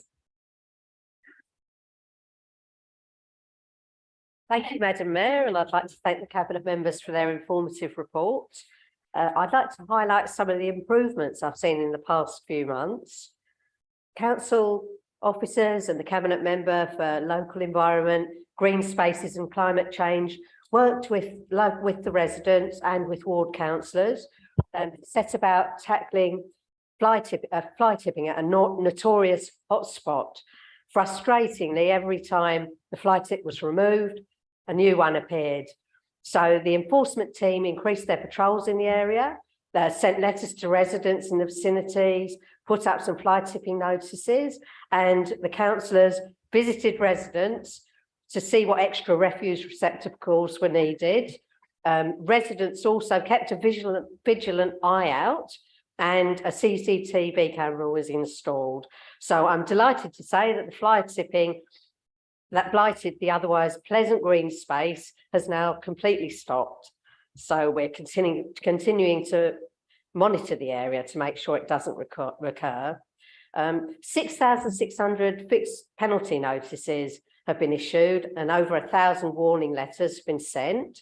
The council's wall of shame has resulted in 5 prosecutions. So great credit goes to the cabinet member and to council officers for these initiatives. Following extensive public consultation, I look forward to developments with the waste collection services in the future. Since becoming a councillor, I've been part of the Citizens Science Project launched by the Merton Air Quality Team. This involves changing and replacing diffusion tubes near 3 schools and sending them for NO2 measurements every month. This administration places great importance on tackling air quality for the most vulnerable and those with complex health needs, the elderly and children. And I'm pleased to say that the trend in this pollutant has been slowly but steadily reducing. The introduction of school streets has also made a big difference. So I look like I'm running out of time. So basically I need to say that, if I can find it, is that this Labour administration is not one to rest on its laurels, and we're continually striving to make improvements.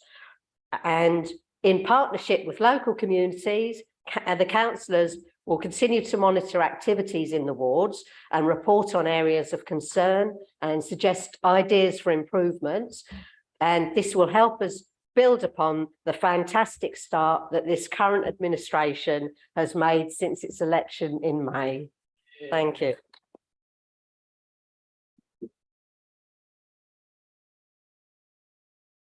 Councillor Niverson, please. Thank you, Madam Mayor, for giving me the opportunity to draw further attention to the inspiring efforts of cabinet members and officers to build a sustainable future in Merton. To achieve such a vision, there are 3 key strands to pursue. The first is the reduction of greenhouse gas emissions. The necessity of this endeavour goes without saying, and the council now has a robust action plan and an extra £2 million to help deliver it. But decarbonisation is a difficult process. Some 80% of the borough's emissions reside in our buildings, largely through the usage of gas boilers. To retrofit these, it is vital to have urgent government intervention. And with the welcome new trend of Conservative ministers now overpaying on their taxes, I hope we see some new investment in this space soon. There are, however, areas of excellent progress locally, not least on sustainable transport. This includes welcoming human forest to boost active travel options for residents, and the rollout of EV charging points across the borough, thanks to Councillor Alan Brittis, his predecessor, Councillor Welton, and council officers. The second strand is making Merton even greener.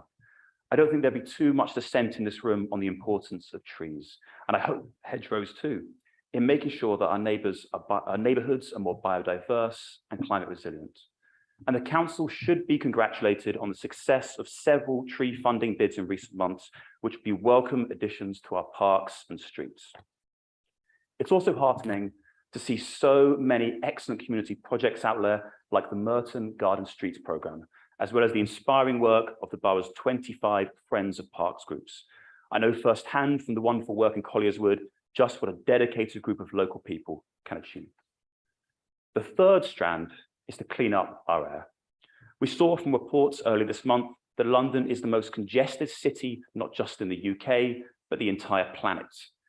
We know the horrific impacts this can have through the tragic death of 9-year-old Ella Kesey-Deborah in Lewisham back in 2013, who became the first person in the UK to have air pollution listed as their cause of death.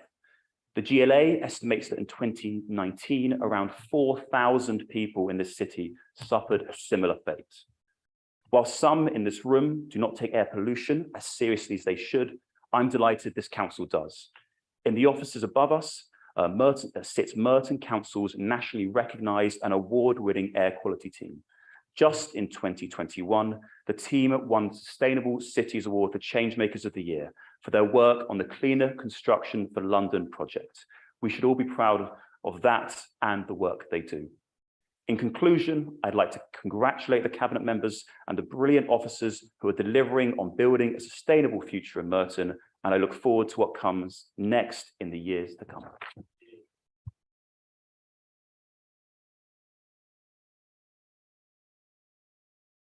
Thank you.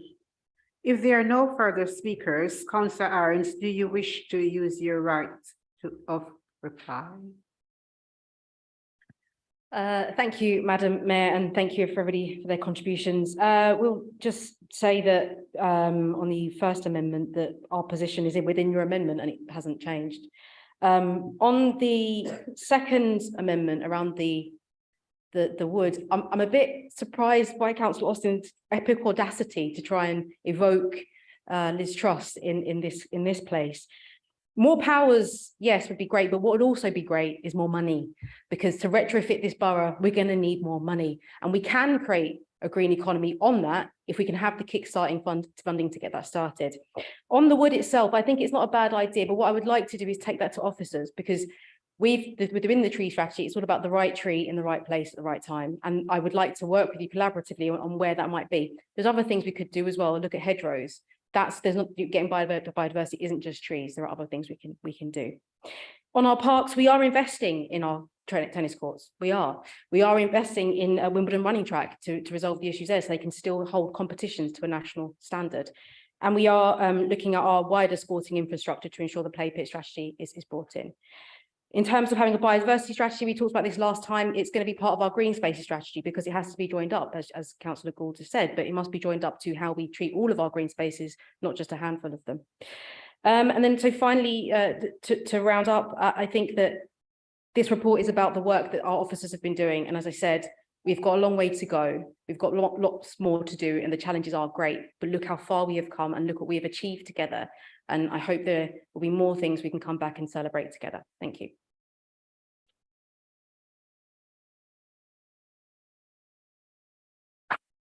Thank you.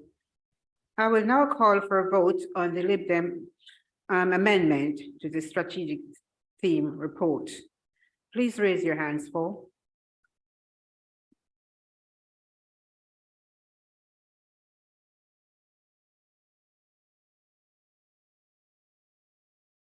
Against?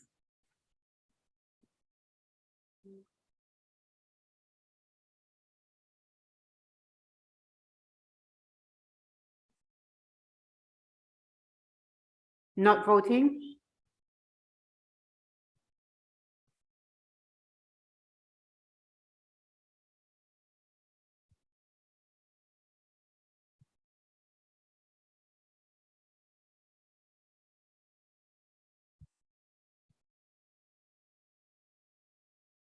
For 25, against 28, not voting 0. The amendment is lost.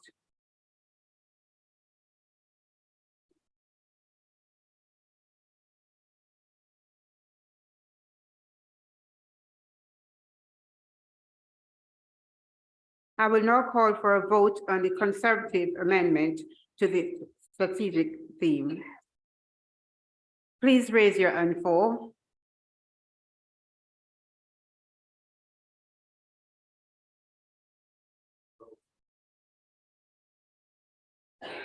Against?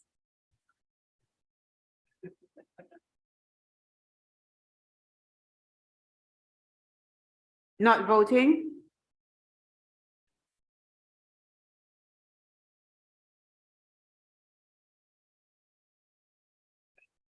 For 25, against 28, not voting 0.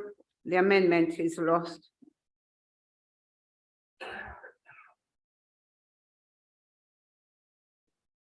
The amendment falls.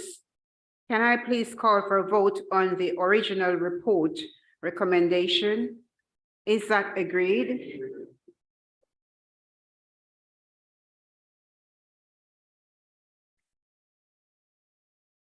Item 8, Wimbledon Community Forum.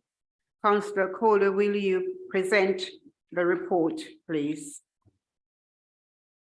Thank you, Madam Mayor. We had an excellent community forum, actually. People are now getting a bit excited. Now they know they can do things like the previous motion they put forward. Attendance is going up. We had over 130 people online and in the hall in total. It shows that if the community forum actually do things, people get interested. We had an excellent report on Centre Court and what Romulus are planning to do to revive what was a dying shopping centre. Moving to the other Centre Court, we had an excellent presentation from Save Wimbledon Park Society. In the interest of balance, I did also invite the All England Club, but they, despite saying they want to talk to the community, refused to attend. And we had an excellent update on the Climate Action Plan. So things are on the up for the Wimbledon Community Forum. Thank you. 9, Rains Park Community Forum. Councillor Oliver, will you please present the report? Thank you, Madam Mayor. I had the privilege of chairing the Rains Park Community Forum in December. I won't repeat all the things we discussed. We had 3 external speakers. All the details can be found in the papers. The forum, as a face-to-face event, is recovering from the lockdowns.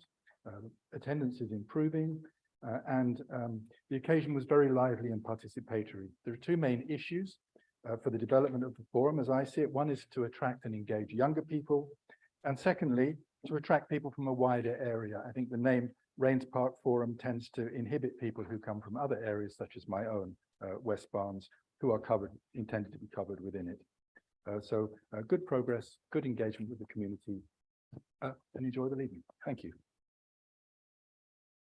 Thank you. We have a number of motions and we will take them in the order they were received. Item 10, Lib Dem's motion. Councillor Flack, will you move the motion? And this is a maiden speech. 4 minutes, please. Thank you, Madam Mayor.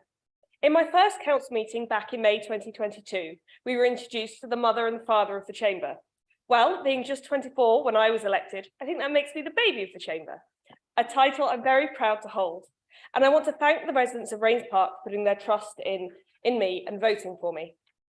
Before turning to this motion, I want to take a moment to thank our colleagues across the chamber for implementing our call for signing up to the Menopause Workplace Pledge and supporting Joe's Cervical Cancer Trust.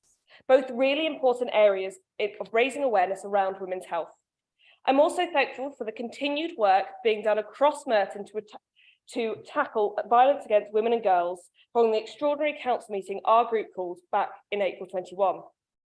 We want to support women and girls as much as we can and build a future that sees them thrive and flourish, fulfilling their potential. Now, turning to the motion. The cost of living crisis is devastating many of our residents, and there are people falling through the safety nets. People who work hard would never have considered facing the impossible non-choice between heating and eating. Amongst them are those facing period poverty. For some, a taboo, embarrassing and shameful subject. So let me give them a voice. Not being able to go about your day-to-day business because you can't afford sanitary products is unacceptable. The fact that this is even a thing in 2023 is an outrage. We want to see the council be proactive in this area. We want all of our schools and colleges signed up to the DfE's free period product scheme, and we want children to know about it and understand it's nothing to be ashamed of. Access to period products for children in school is not just a basic healthcare need. It's about ensuring everybody has the same education experience. Anybody who's had to wad tissue paper hastily in a public bathroom will know that is not conducive to a good education experience. In 2022, Plan International found that nearly 1 in 4 girls in London weren't able to afford period products. For some, this means skipping lunch or cutting out spending on school supplies just to afford a tampon. Nobody should have to choose between education and vital hygiene products. Today, we're simply calling on Merton Council to look at how we can make these pupils' lives a little bit easier. Being a teenager is hard enough without having to choose between lunch and period products. Putting them in all bathrooms in schools, along with a means to dispose of them, is just one way we can help them out. These products should not just be available in girls' bathrooms, but all bathrooms, including accessible ones. Someone's accessibility needs does not change their need for hygiene products. But I said I want the council to be proactive. So we're asking the council to look at ways to expand beyond schools. Let's see how other councils have managed to provide for more residents with access to free period products in all council buildings. At the very least, let's stop charging residents for vital hygiene products in all council buildings. Stop charging £1 for a tampon. How can we suggest that we're an inclusive, progressive borough helping people through the cost of living emergency with such a markup? For those who don't know, you can buy 20 tampons from Boots for £2. Now, the fact that families are unable to afford £2 just a couple of times a month is something we should definitely be questioning. But that's not what this motion is. This motion is something tangible that we can do and what we can do to help the people across the borough today. This should not stop with the council. People struggle with period poverty across the country, which is why we want to call on the government to make period products free and accessible for all those who need it. In this cost of living crisis, the last thing anybody should be worrying about is whether they can afford basic hygiene products on top of everything else. This should not stop with this borough, but it can start with it. Thank you.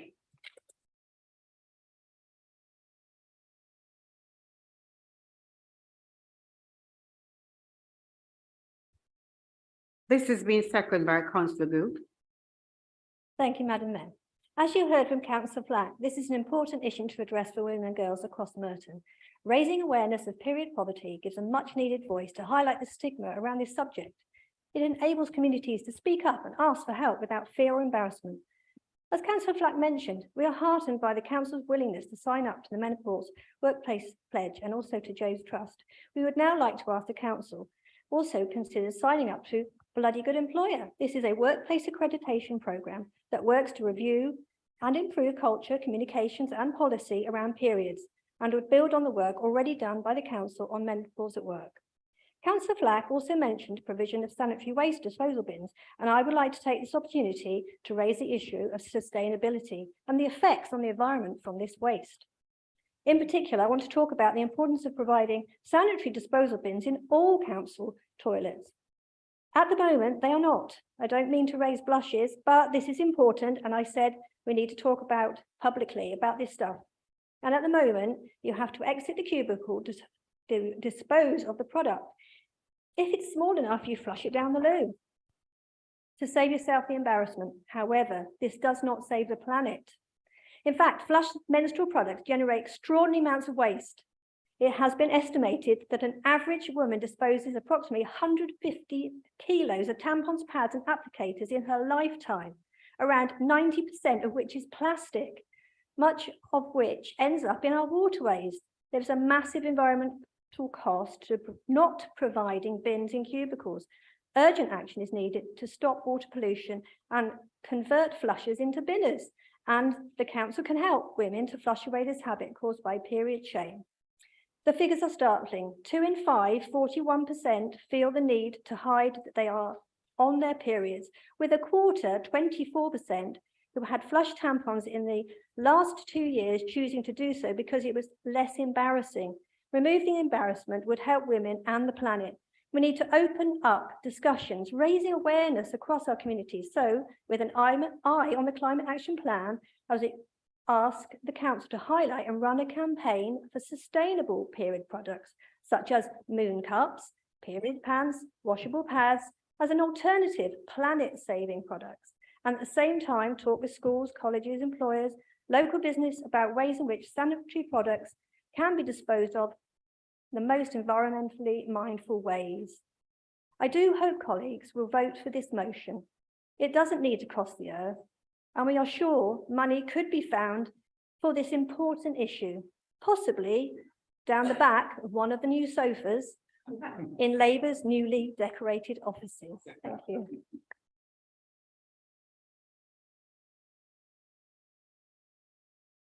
I have the following listed to speak. Councillor Cooper Marbella, 3 minutes, please. Thank you, Madam Mayor. Girls should not have to miss school, social activities or sporting activities because they have their period. They should not have to suffer in silence due to the stigma associated with period. They should not be disadvantaged due to their period at all. The provision of period products is in line with many aspects of what the council is doing in relation to the cost of living crisis. For example, the cost of living events were attended by over 1,000 residents, providing valuable support and information. We have partners like Citizens Advice providing debt advice through our libraries. Let's also not forget the strong relationships we have with our voluntary partners, providing valuable services like food banks and providing residents in need of the supplies they otherwise cannot afford. This is why we agree with this motion. And as discussed with our trade union colleagues, who first raised this important issue with us, we will commit to explore rolling this out across the borough. And I'd like to thank and commend Unison for raising this issue with us. Thank you.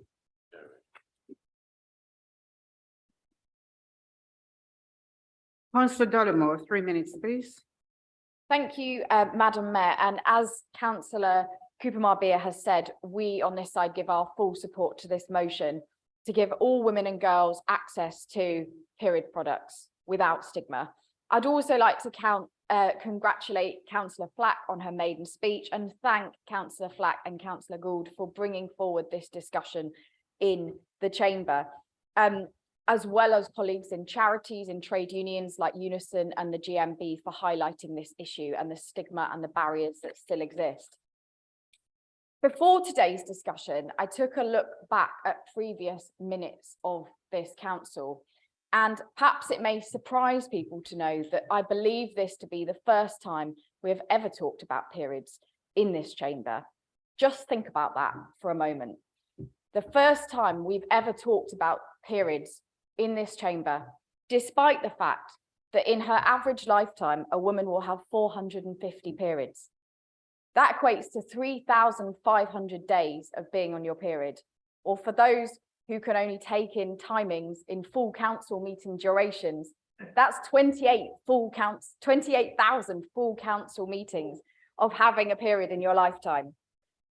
This is a huge issue for women and girls, and it's no accident that we are discussing this for the first time when we have in this chamber a record number of women councillors in Merton for the first time, something that on all sides we can welcome. So let's have more discussion about these issues, less stigma, less taboo, more discussion, and perhaps all of our male leaders of our party groups can sign up to learn more about the menopause and some of the barriers that women face. I know there's a vest you can wear to experience a hot flush. I'm sure all of us would welcome that. In all seriousness, when I was 11, I wrote my first ever political letter to a politician. There have been many more since, sadly for them. It was about the tampon tax. And I wrote to my then Conservative MP asking why the government had a tampon tax, particularly because on average, a woman will spend £5,000 in her lifetime on sanitary provision. We get paid less, but we have to spend more. It makes no sense. He wrote back at the time to say that we needed to leave the EU to abolish the tampon tax. That was 2005.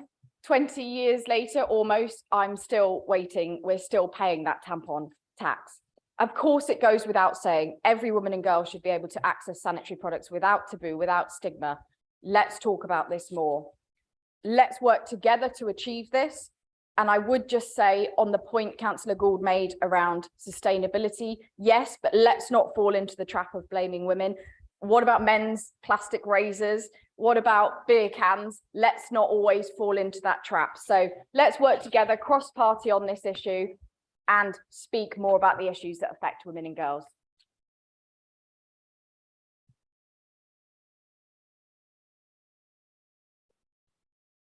Councillor Cox, please. Thank you. And I've just got a very brief note just to say, look, first of all, thank you to Councillor Flack and Councillor Gould for raising it. I think it is about time that we all had a frank discussion and we had more male engagement in some of the key issues that women face. There's nothing really more to me to add other than that we fully support the motion. Thank you.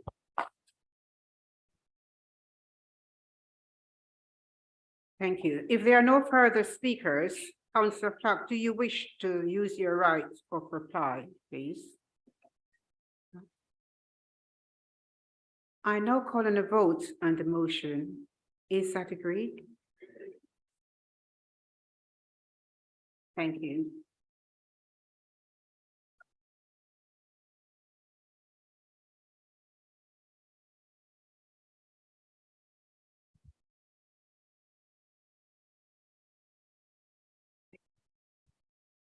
Okay, I now propose a change to the order of the agenda. We'll take item 11, Lib Democrat motion at the end of the agenda. As with the agreement of members, I am proposing that we take this closed session. So I will move to the next agenda item, which is in the Labour motion. Item 12. Councillor Charles, please move the motion. Oh, sorry. Councillor Christie. Sorry. Councillor Christie, please move. Thank you, Madam Mayor. I'm pleased to stand here to propose this important motion because the residents of this borough deserve to know which party in this chamber is prepared to stand up for them during this cost of living emergency. Madam Mayor, after 12 years of Tory austerity, the country's economy is in a mess. Inflation is running into double figures, mortgage rates are rising, food prices are soaring, energy bills are through the roof. Parents are having to decide between heating their homes or feeding their children. It's undeniable that the Conservative government has crashed the UK economy. But do the Conservatives take any responsibility for this mess, Madam Mayor? No, of course they don't. They choose to deflect, to obfuscate, to pretend that everything we're going through now is the result of external factors. They blame Putin's invasion of Ukraine, or they blame lockdowns, anyone but themselves. And yet we know this is not the truth, Madam Mayor. We know this because no other comparable country is facing the same economic catastrophe that the UK is. Just yesterday, the latest figures from the IMF showed that the UK economy is the only one in the G7 that is predicted to shrink this year. All other G7 economies were affected by COVID. All other G7 countries were impacted by the Ukraine war, but they are all predicted to grow. The UK is predicted to shrink. According to the Resolution Foundation, the Tory cost of living emergency will cost the average household £2,100 over a 2-year period. For Merton households, that equates to a staggering £171 million, the terrible cost of Conservative governments.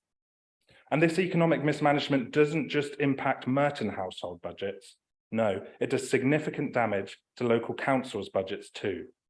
Here in Merton, the rampant inflation is projected to cost the council an additional £28 million over the next 4 years. And this is on top of the 60% real terms cut in funding in the funding we receive from central government.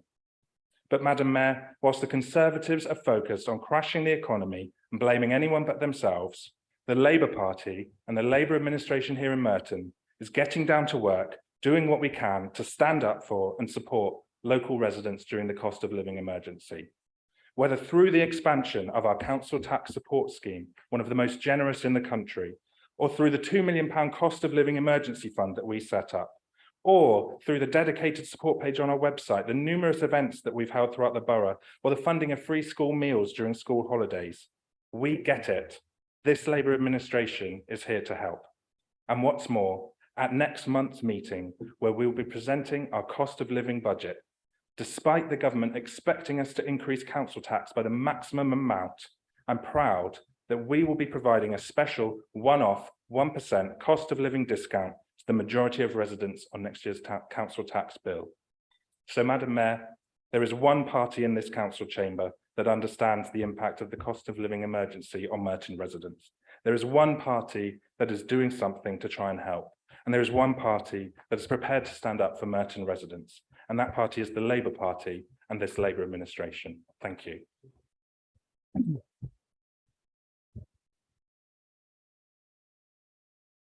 Okay, this has been seconded by Councillor Strayer. Thank you, Madam Mayor, and I'm very happy to second this motion. And as Councillor Christie said, at the next meeting, we'll be discussing the hard work that Councillor Christie and his colleagues are putting into delivering a balanced budget in the toughest of circumstances. But it's important now that we recognise the situation that 12 years of Tory governments have put us in. 12 years of governments that, lest we forget, began with a government that only existed because of the support of the Liberal Democrats and coalition. Residents are really struggling, and some of the increases in costs recently are partly caused by global issues. And the pandemic did have a huge effect on the economy. We understand that, but the extent of their impact has been significantly exacerbated by decisions made by the Tories. Madam Mayor, as Councillor Christie said just yesterday, the International Monetary Fund, about as authoritative and non-political a source you can possibly get, forecast that the UK is the only advanced economy expected to fall into recession. The only country set to experience a recession. You can't blame Putin for that. So the Tories need to take responsibility for the state of the economy and the dire straits that many residents find themselves in. Residents facing higher mortgage costs, have Kwasi Kwarteng to blame. Residents like me facing rising rents in the private rented sector can blame the government's abject failure to even begin to address the housing crisis over the past decade. And Madam Mayor, what's more, the government's actions haven't just hit residents' pockets directly, but they've also made it harder for all the public services that they rely on. Every day you'll hear about the strained circumstances that our health services, our schools, and our national infrastructure is in after over a decade of underinvestment. But the cuts have fallen most hard on local authorities, and we know why this is. This is ideological. The Tories don't like local authorities. They don't like power being in the hands of local people. So, Madam Mayor, on top of the cuts to our budgets, the ongoing political turmoil over the past few years means that there's been no long-term spending plans for many years, making it almost impossible for my colleague to do his job and make accurate strategic plans and forecasts. But Madam Mayor, despite these challenges, our Labour councillors worked hard to protect the most vulnerable residents. Ever since we've been in power here, whenever we've reluctantly had to make savings, we've ensured that the adults and children's social care is protected as much as possible. And it's thanks to decisions like this that our services remain in good shape. For example, with our children's services being judged outstanding by Ofsted less than a year ago. So, Madam Mayor, while our most vulnerable residents continue to get high quality support when they need it, we haven't done this alone. We've done it by working in partnership with other public services, but also working closely with our vital voluntary and community sector. We know that the charities and community groups are often best placed to understand and respond to residents' needs. That's why I'm so delighted that, as I've mentioned, we've ensured long-term funding to 18 of our key partners, as well as all the additional cost of living support that Councillor Christie's alluded to. So, Madam Mayor, under this administration, since last May, Councillor Christie and Leader have been clear that what we as a council have a duty to do everything we can to protect residents from cuts, even while the government's insisting that we raise council tax. So I'm really proud that we're proposing to limit this as much as possible to limit the impact. I'm also thrilled with the work that Councillor Christie and Councillor Billy Hayes and the Leader, the two Billies, have done on pushing on our work to be a living wage accredited employer. The best way to tackle poverty is to increase the amount of funds in people's pockets. As an employer and a commissioner, we have to play our role, and we are proud to play our role in that. So, Madam Mayor, I'm proud to support this motion, calling for us to ask for more grown-up behaviour from the government, but also to commit us to continue to offer one of the most generous council tax support schemes, meaning that thousands of our poorest households pay no council tax. Anyway. Thank you. We have an amendment. Councillor Fairclough, please move your amendment. You have 4 minutes, please. Thank you, Madam Mayor. Now, I'm not sure I'm the best person to help find missing things. Sorry, Councillor Aaron Briefus and possibly Councillor Patterson. I think the plot is long gone. As for Elvis, well, I'll be certainly happy to announce that these council bosses have left the building. Madam Mayor, there was a strange thing at the last full council, or perhaps the one before. During a speech by the deputy leader, the leader of the council suddenly shouted out that we needed action, not words. I mean, I think we were all thinking it. And I don't disagree with him. By and large, the council will be judged on what it does, not the story it tries to tell about itself. That's not to say that words aren't important, but our actions give a much clearer message. And yet so much of this motion is just words. a desperate attempt to find a political narrative. I disagree with Councillor Christie that only one party cares. I think this is where we go wrong, believing that everybody else is only in it to play a political game. I don't really plan to dwell on the cheap jibes or coalition nonsense in council notes, other than to say Councillor Christie obviously didn't read Labour's 2010 manifesto, although he should be glad that a Gordon Brown-led government didn't have to implement it. It's about as relevant to the people that we represent as me blaming Councillor Arambridis for the Iraq War. Merton gets nearly twice as much money from central government as Richmond or Kingston. They get 21 million each and Merton 41 million. And yet Merton doesn't have twice as many people. So the suggestion that we're doing great on council tax, well, it's about government money, a point you make yourself. It's the same game that the Tories play with Wandsworth. That gets 100 million a year from the government, and yet its population is not more than double Merton. Madam Mayor, all of us in this chamber take a huge risk if we take the electorate for fools. Now, you can be obsessed with spin and tell people they're going to get a council tax cut when they're going to get a 4% increase, or be like a certain former leader of the council who'll tell us again how he was leader of the council for 10 years. We might even point to the words on the wall if we're lucky, when he can't think of anything useful to say. Madam Mayor, our amendment sets out a simple belief, a belief that this administration will be better if it was open and honest with people about how they're spending public money, our money, especially when it thinks it might be doing something that is unpopular. I mean unpopular, like secretly putting up councillors' allowances and then secretly backdating them to May. Pretending that this happens every year when it hasn't happened since 2008 or so. I mean unpopular, like spending £250,000 on sorting fancy officers for the Labour group and the leader of the council in a cost of living crisis. And I mean unpopular, like plans to increase the number of Labour group office staff in a move that looks entirely political. All of these things are happening, Madam Mayor, and yet you won't easily find out about them. And there might be good reasons for them, but these are the actions and not the words that we'll judge you on. I know the administration is worried about building trust in the council. Well, Madam Mayor, it's very difficult to trust a Labour administration that just won't tell you what's happening. But tonight, Madam Mayor, Labour council bosses could be honest with themselves, with us, and with everyone. The proposer could take the opportunity of the right to reply and tell us in public why this administration prioritizes these things. Go on, be honest with us. Tell us why they're important. Or, as he is already, he could just hide behind pomp and words and the fancy chairs he wants to put in the leader's office. Thank you, Madam Mayor.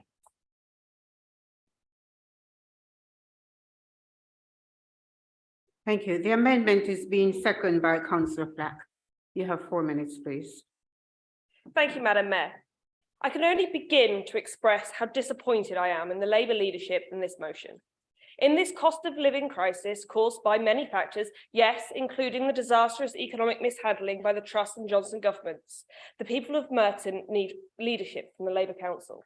They need actions, real solutions, something that will actually help them. Help with housing associations not fixing mould, with skyrocketing rents and mortgages, and with everyday costs going up. That is what this council should be focused on, not busy pointing fingers and avoiding taking action for those who actually need it. In November 2021, the council passed the motion that amendments and motions should follow SMART principles. For those who clearly need reminding, those are specific, measurable, achievable, relevant, and timely. Maybe this motion is at least achievable because the bar to success is on the floor here, if success is just sending a letter. So go on, send a letter asking the government to take responsibility for their actions. They won't, and you will have wasted even more time when you could have been helping your residents. Last I checked, the Labour leadership doesn't require the council's permission to send a letter. So if it's so relevant and urgent, why have you not sent it already? Perhaps because this letter will achieve nothing. In this motion, you've suggested that we ensure measures taken in Merton's council budget process should prioritise those who support the most vulnerable in our communities and support our residents through the cost of living emergency. Now, this is my first budget process. I am still new to all of this, so perhaps I have misunderstood.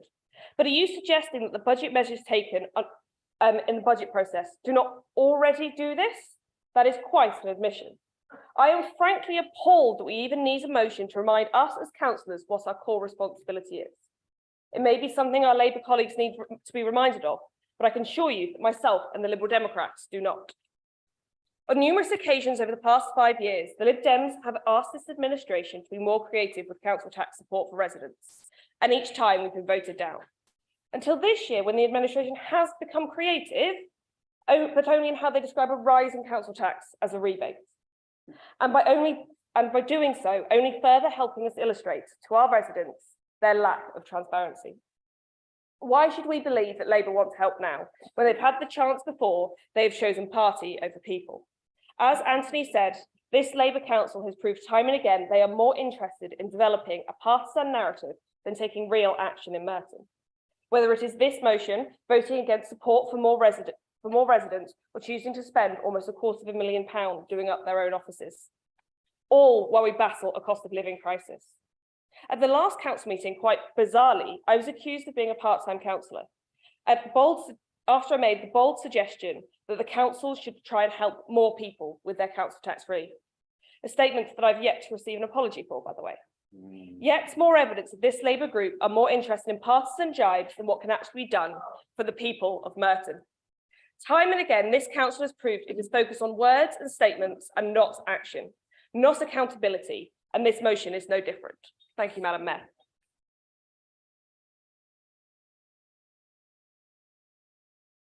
Thank you. Councillor McLean, you have 3 minutes, please.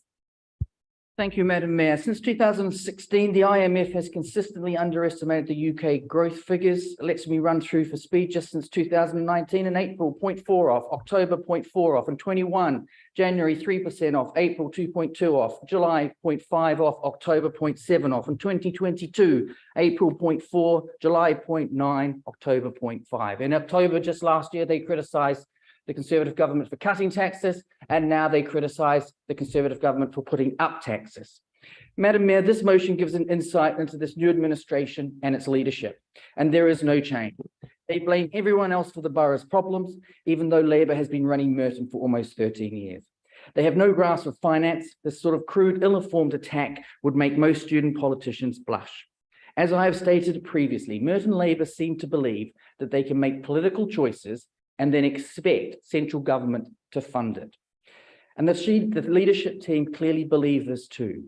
And this has demonstrated that they are not up to taking tough decisions. So let's take a closer look at this motion. They mentioned the incoming coalition government and the tough decisions they had to make, but conveniently forget to mention the crass note left by the outgoing Chief Secretary to the Treasury, Liam Byrne. And I quote, "Dear Chief Secretary, I'm afraid there is no money." They state a budget gap in 2010, but on review of previous budget papers, the 2010 and 11 budget deficit was nil. Madam Mayor, energy costs are indeed high, contributing to very high inflation, but make no mention of the energy policies that have sought to limit energy supply and thereby push up living costs. Decisions they support. Nor, Madam Mayor, does the motion outline that the money the council has to spend in the cost of living fund could only be released as a direct result of the government bailing out this borough. And why did the government have to provide a bailout? Because by her own admission, Councillor Stringer was not prepared to take the tough decisions. And of course, the money from the DSG bailout is an addition to the £1.1 million from the Household Support Fund. Again, money coming from the Conservative government to help those most at need in Merton. No mention of the support to Merton residents the government provided throughout the lockdown, a policy they supported. We would have been in lockdown for even longer if Captain Hindsight had his way. Huge sums of money, over £100 million. It mentions support for the vulnerable, but where was Councillor Christie's support for the most vulnerable kids in our borough when he opposed the repurposing of Lavender Nursery, preferring to do Siobhan McDonough's bidding instead? They reference Gordon Brown, the man who set up a financial regulatory system that failed and left the UK vulnerable. It is laughable. They have no financial achievements of their own to talk about, and this motion proves it.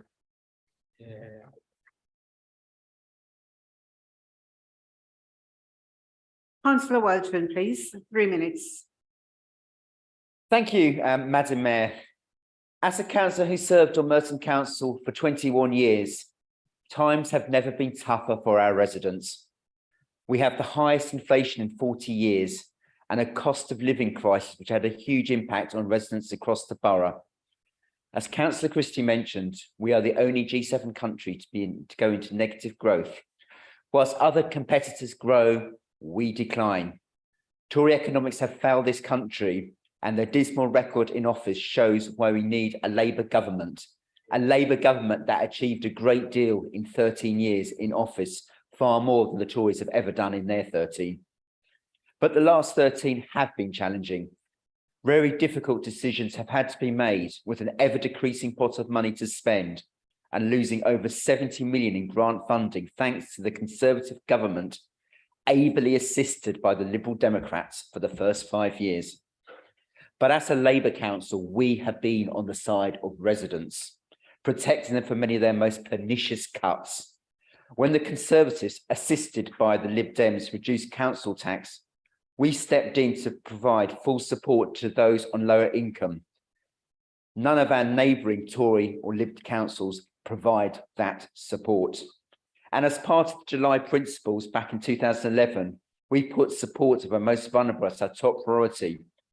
That was, of course, opposed by the Conservative opposition at that time. This year, as part of the budget, we are proposing a 1% rebate for those in council tax bands A to D and a £2 million cost of living fund to support residents on the lower income. But unsurprisingly, the Conservatives and Merton Council have sought to blame COVID for all our economic woes, when in reality, their economic mismanagement has been the primary reason, along with the ill-fated 49-day trust regime, which crashed the economy. They can run, but they can't hide. Sooner or later, they will be forced to face the people to account for their economic failures.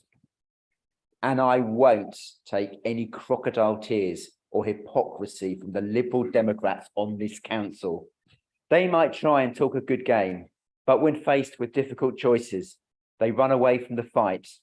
Their track record in government caused many of the problems we have today through austerity and enabling the Conservatives to do their worst by slashing local government funding. They might claim to be progressive, but the record in office proves this isn't the case. And we look forward to reminding the people of Wimbledon that at the next election. And tonight we have an amendment from the Lib Dems, which is more aimed at getting a cheap headline on social media rather than addressing the real and serious concerns of the cost of living crisis which residents face in the borough. I have no trust in St Anthony, and certainly not all shook up with their suspicious minds. I ask council to support this motion and reject the amendment. Thank you, Madam Mayor.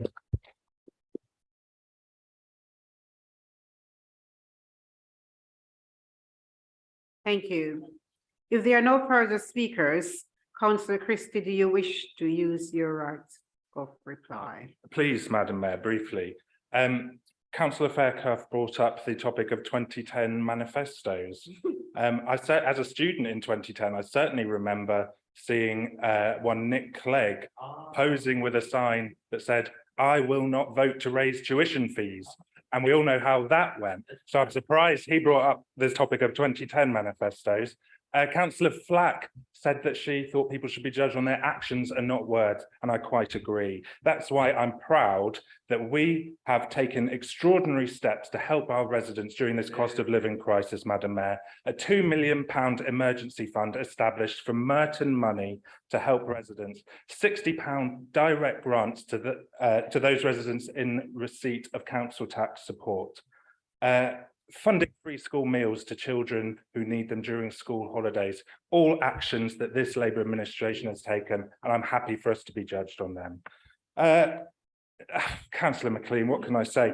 I always enjoy his ramblings, Madam Mayor, but at this point, Tory attacks on the IMF aren't really a surprise, yet again demonstrating how completely out of touch they are. And all that's left to say is I completely agree with Councillor Welton's assessment of the situation.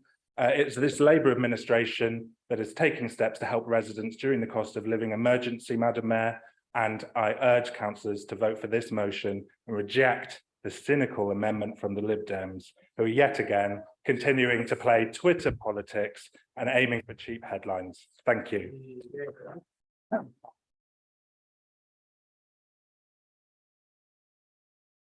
Thank you all. I will now call for a vote on the amendment. Members, raise your hands for.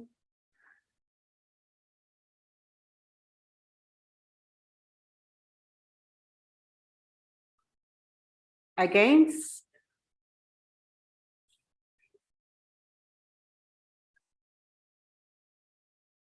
Not voting?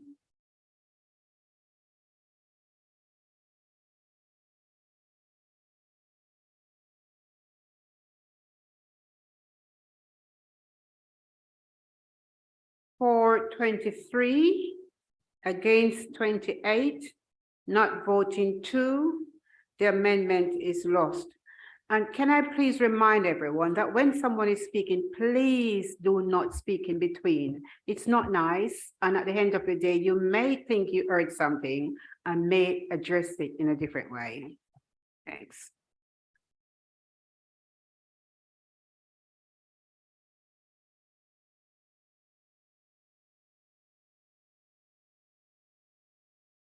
The amendment is lost, and I now call for a vote on the original motion.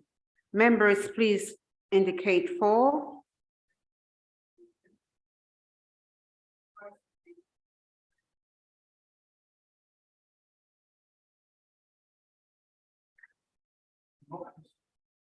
Against? Against? Not voting?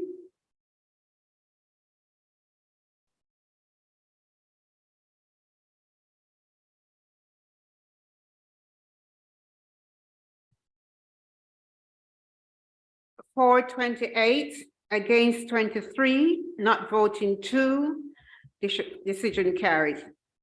Thank you.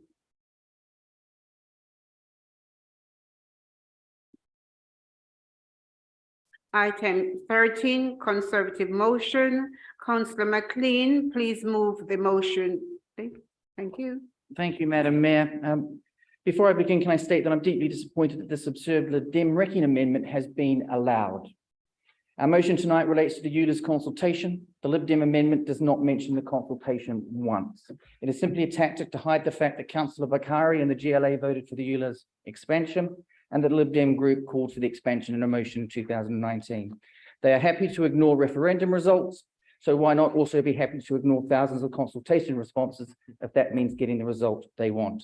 Madam Mayor, Sadiq Khan, the Mayor of London, has repeatedly made false statements to the GLA Assembly and the press about the ULEZ and the consultation, manipulated the consultation and the results by excluding more than 5,200 consultation responses, broken his promise that the ULEZ expansion would not go ahead if there was significant opposition.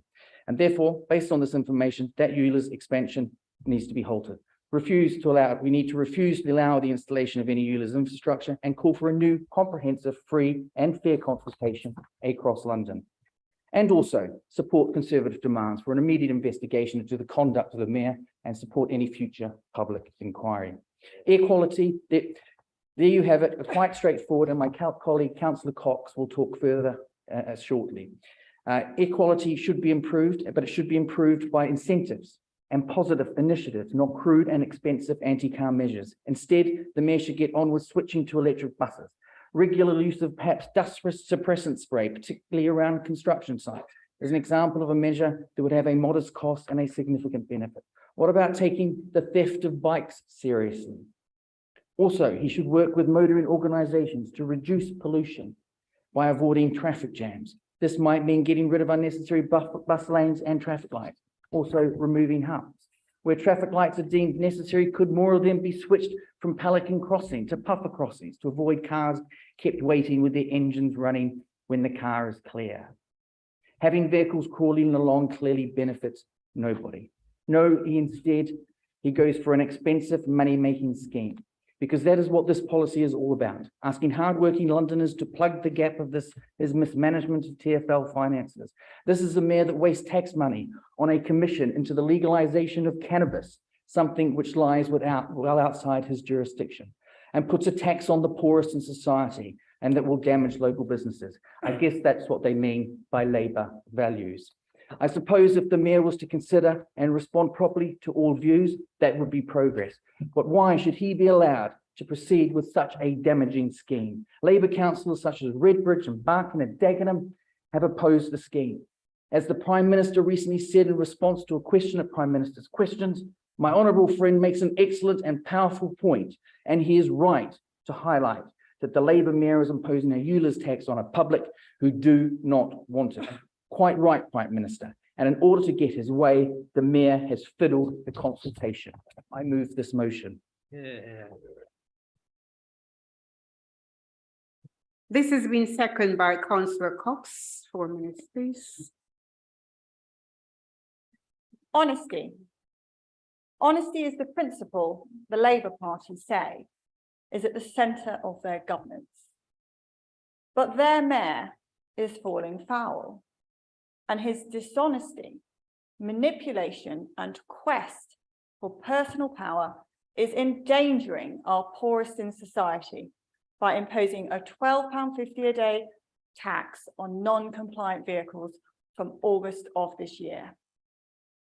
In January 2022, our Labour Mayor promised Londoners that the ULEZ expansion would not go ahead if there was strong opposition to the consultation process. The results published showed 59.4% voted against ULEZ, with 70% in outer London boroughs being opposed. And there was hope. Hope that Mayor Khan would keep his promise. But Mayor Khan has broken his promise and instead manipulated the ULEZ consultation results by improperly excluding thousands of responses and artificially lowering the opposition to ULEZ. Sadiq Khan and his deputy denied getting the ULEZ consultation results in advance. But it is now proven that he saw them on the 29th of September and then denied it on the 13th of October that he had seen and been briefed on these results. His statement is therefore false and dishonest. ULEZ is a stealth tax to raise 450 million to fund his mismanagement of TfL, and it is about a man on a quest for a legacy. Mayor Khan is poised with his book to make millions from sales.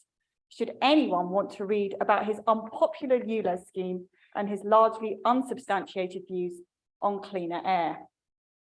There is no confirmed evidence that the ULEZ expansion will provide cleaner air.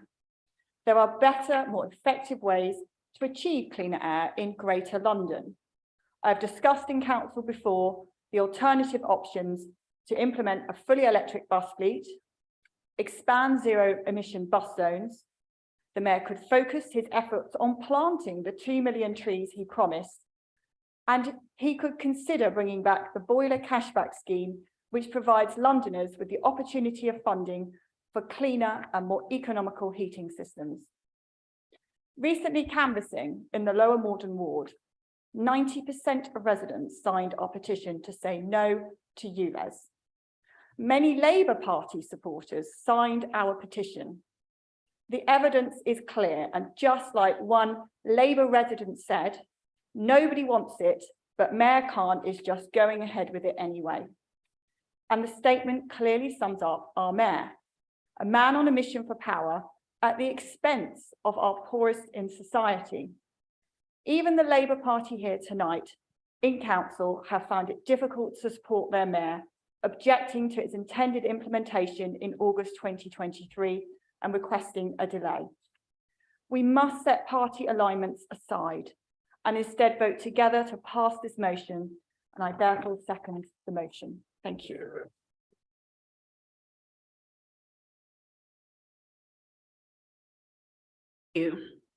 We have two amendments which we will take in turn, beginning with the Liberal Democrat amendment. Councillor Willis, please move your amendment. Thank you, Madam Mayor, and to the Council's legal team who confirmed ours was not a wrecking amendment. Did we all see the video from the leader of the Tory group about this motion? It was retweeted by West Barnes Conservatives saying, if ULEZ is passed in this form, it will impose impossible restrictions on the lives of thousands of residents. But ULEZ has already passed. Many outer boroughs have discussed it of late, but Merton got there earlier, in September, with another amended Conservative motion. This one is different, repeating claims made by Conservative members of the London Assembly, as was stated. Now, consultations are not referenda, and this one closed in July last year. I didn't vote for Sadiq Khan, but Wynne, he did.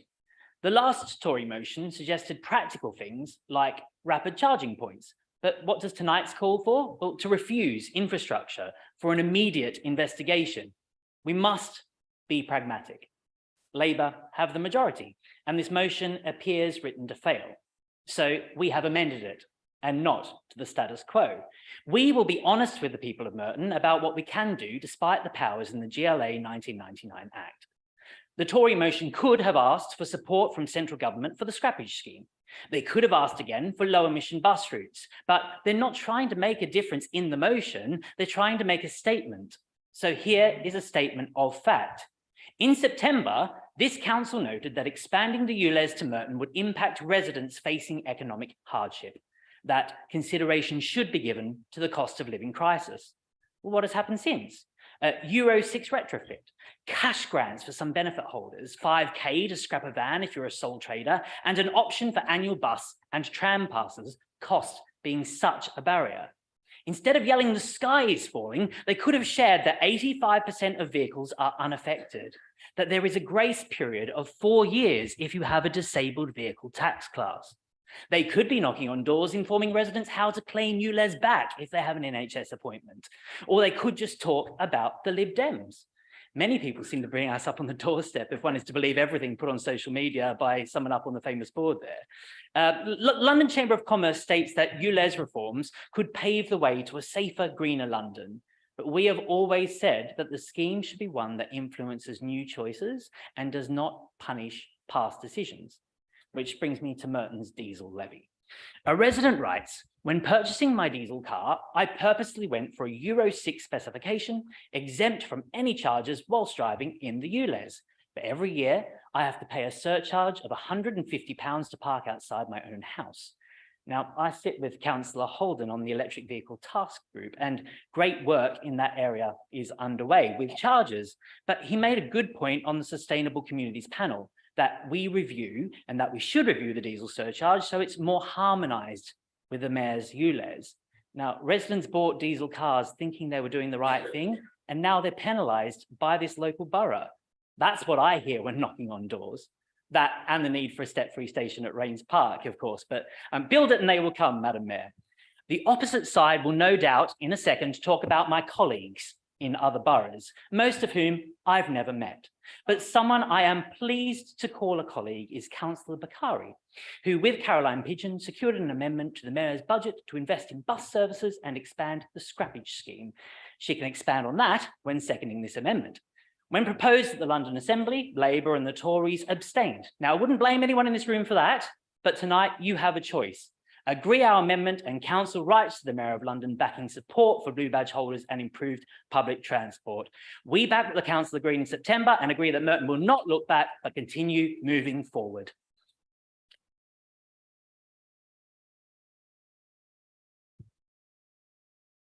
The amendment is being seconded by Councillor Bakari. Very much, Madam Mayor. I'm sure you're not surprised that I'm seconding this. I'll be referring to the excellent Liberal Democrat amendment that was passed in the London Assembly. Actions, not just words. That's what we do, the Liberal Democrats. It's a simple amendment that was supported by the London Chamber of Commerce because it was amendment that actually made sure that ULEZ was fit for purpose and fixed the scrappage scheme. Now, this amendment was passed because it was unopposed by the Conservative and the Labour Assembly members. And that's not surprising because the amendment will allow an additional £100 million for the scrappage scheme. And this will further mitigate any impact that the ULEZ expansion has on residents, charities, and expanding the scope to even include blue badge holders that currently is not covered by the scrappage scheme. Now, in addition, the Liberal Democrat London Assembly amendment proposed the use of £25 million from currently unallocated reserves for additional bus services in areas of outer London, which are already poorly served. Now, these funds will include these funds will be used to reverse cuts to services that have been taking place over the last 3 years, but also includes on-demand services. Now, services like this could play a revolutionary role in how residents get around London suburbs and present a unique and innovative way of answering this imbalance that exists between inner and outer London. Now, the Mayor of London is the main decider here. He alone has the powers, but he must listen to Londoners, all Londoners. But the government could also provide support. But sadly, despite Liberal Democrat MP Munira Wilson urging the government to increase funding to the scrappage scheme, this was rejected. This council amendment today focuses on tackling air quality in a way that is just and fair. And the Liberal Democrats here are again showing actions, not just words, just as we are in the London Assembly. And I hope, as they did in London Assembly, you will also agree with us here today. Thank you.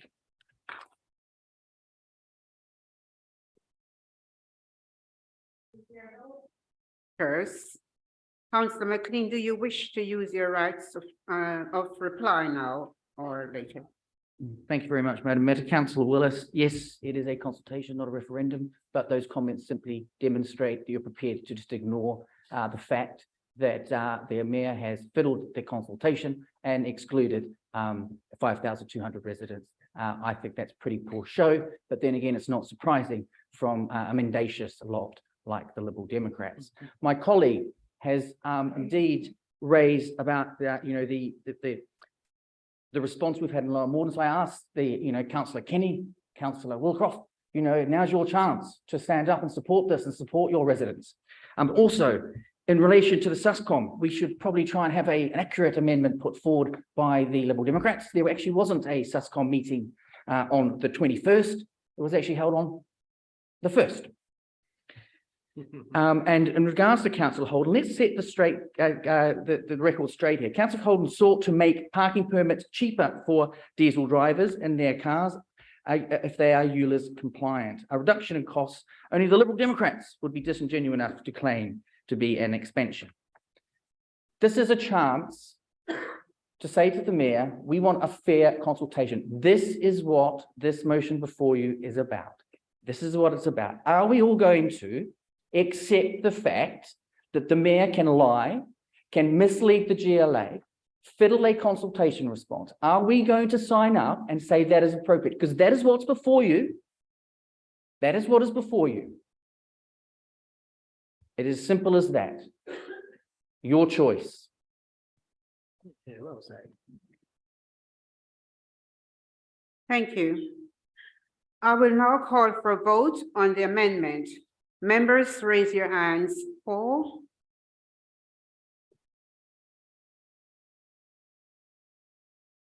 Against.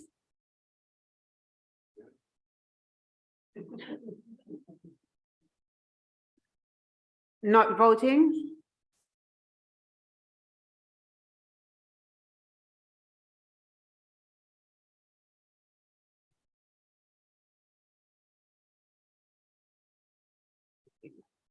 For 17, against 28, not voting 1. The amendment is lost. The amendment is lost. We now move to the second amendment. Councillor Kirby, please move your amendment, and you have 4 minutes, please. Thank you. I was a child in 1956 when the first Clean Air Act came into being. I walked back from school in the fog, barely able to see where I was going. It was terrifying. The pollution was so bad, 4,000 people had died as a result of it. The government of the day knew it had to do something about it. The legislation was sponsored by Conservative MP Gerald Nabarro. The difference between 1956 pollution and now is that you can't see it. You can smell it when you're in traffic, but you can't see it. which makes the argument to do something about it far more complicated. If people can't see the problem, they're likely to assume there isn't one and will resist change. But there is one, and the air quality statistics show that Merton is not exempt from it. In cities like London, where traffic is heavy, this is a huge problem. The large number of young children with asthma pumps is a screaming indicator that something is wrong. And when a child dies from breathing difficulties in an area with high pollution, then to do nothing is unacceptable. So when Labour mayors of London have tried to tackle the pollution problem, we know it has and will be controversial. The big question might be why, unlike the Conservative government of 56, isn't this government doing anything about it? The good thing is most cars are compliant with ULEZ. It's those that aren't that are the problem and have to be dealt with. So I am pleased that the scrappage scheme is there to offer a solution and to support residents with polluting vehicles. For these reasons, I move the amendment.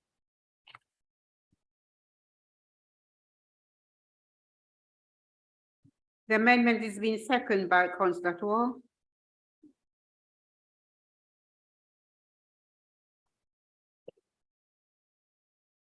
Thank you, Madam Mayor.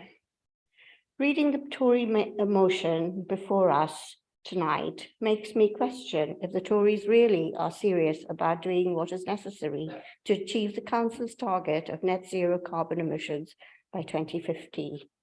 Clearly not, it seems to me. Are we feeling the effects of climate change globally? Yes, we are. Should we be taking it seriously and do something to change behaviour? Absolutely, we should. Madam Mayor, I've received several emails from my residents of Colliers Wood, very concerned about the poor air quality in Colliers Wood and urging us to do something to improve it. The number of people suffering from respiratory problems are on the rise. As a council, we have taken a pledge to reduce carbon emissions to net zero by 2050. In an ideal world, we would want to have made the right choices by now, but unfortunately, this has not happened. We are therefore delighted that the Mayor of London has consulted and listened to the people, to our council leader and community groups, and has put in place support for people, especially given the cost of living crisis. I can tell you tonight that our Mayor of London has introduced a very generous scrappage scheme for those in need, made a pledge to extending bus routes in Merton, has offered to retrofit cars for those not in a position to change their cars, thereby making them compliant. All in all, a very good outcome following calls from this Labour Council. Madam Mayor, we have a Mayor of London who has and is talking to the residents of Merton. So for these reasons, Madam Mayor, we will be supporting the Labour amendment.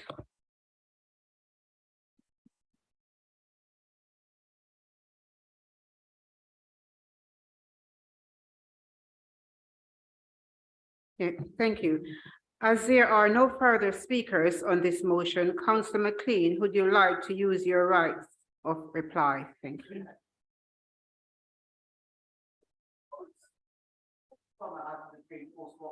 I'll say it again. Why not? What is before you is the motion to have a free and fair consultation. Is this council going to endorse a mayor that can lie to the GLA, mislead residents? Is this what we're going to support?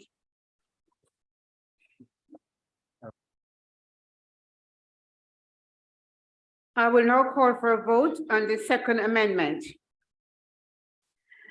For,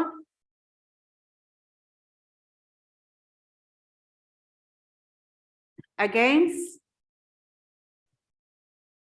not voting,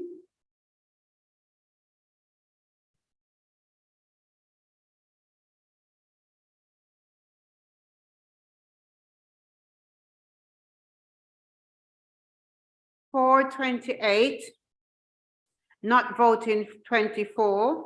Sorry, I do apologize. Yes, yes, sorry. Hold a minute, Tiger. For 28, against 24, not voting 1. The amendment is carried.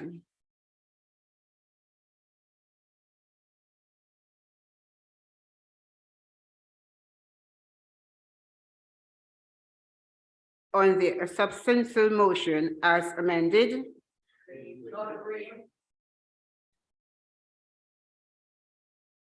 For.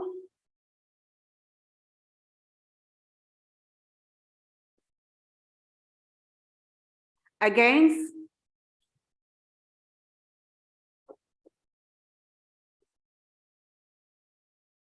Not voting.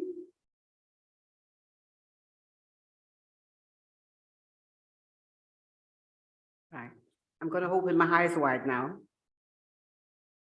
For 28, against 24, not voting 1. The motion has amended, is carried.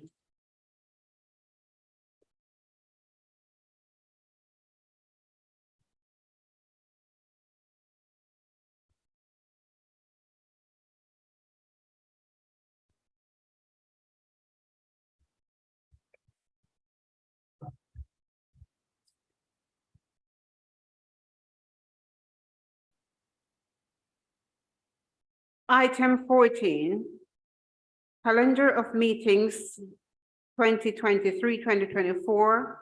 Councillor Christie, will you move this report? Formally move the report, Madam Mayor. Second by Councillor Gerard. I'd like to formally second, Madam Mayor. Report agreed. That is agreed.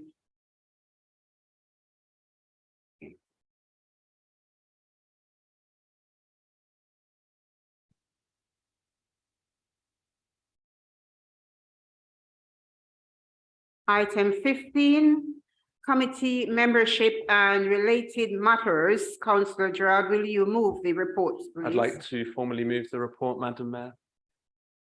This has been formally seconded by Councillor Stringer. Thank you, Madam Mayor. Yes, I second this report. Is that report agreed? That is agreed.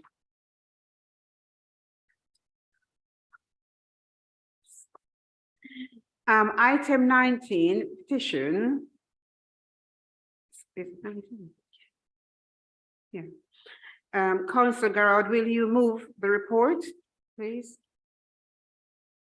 Yes, I'd like to formally move the report, Madam Mayor. Councillor Stringer, do you second this report? Yes, I do. Thank you, Madam Mayor. I've not been notified of any petition to be presented. So is this report agreed? That is agreed.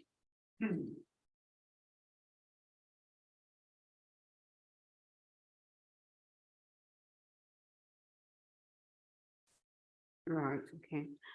Business of the next ordinary meeting of council. Can I ask Councillor Gerard to put forward the strategic theme for the next meeting of the council on the 19th of April 2023? Thank you, Madam Mayor.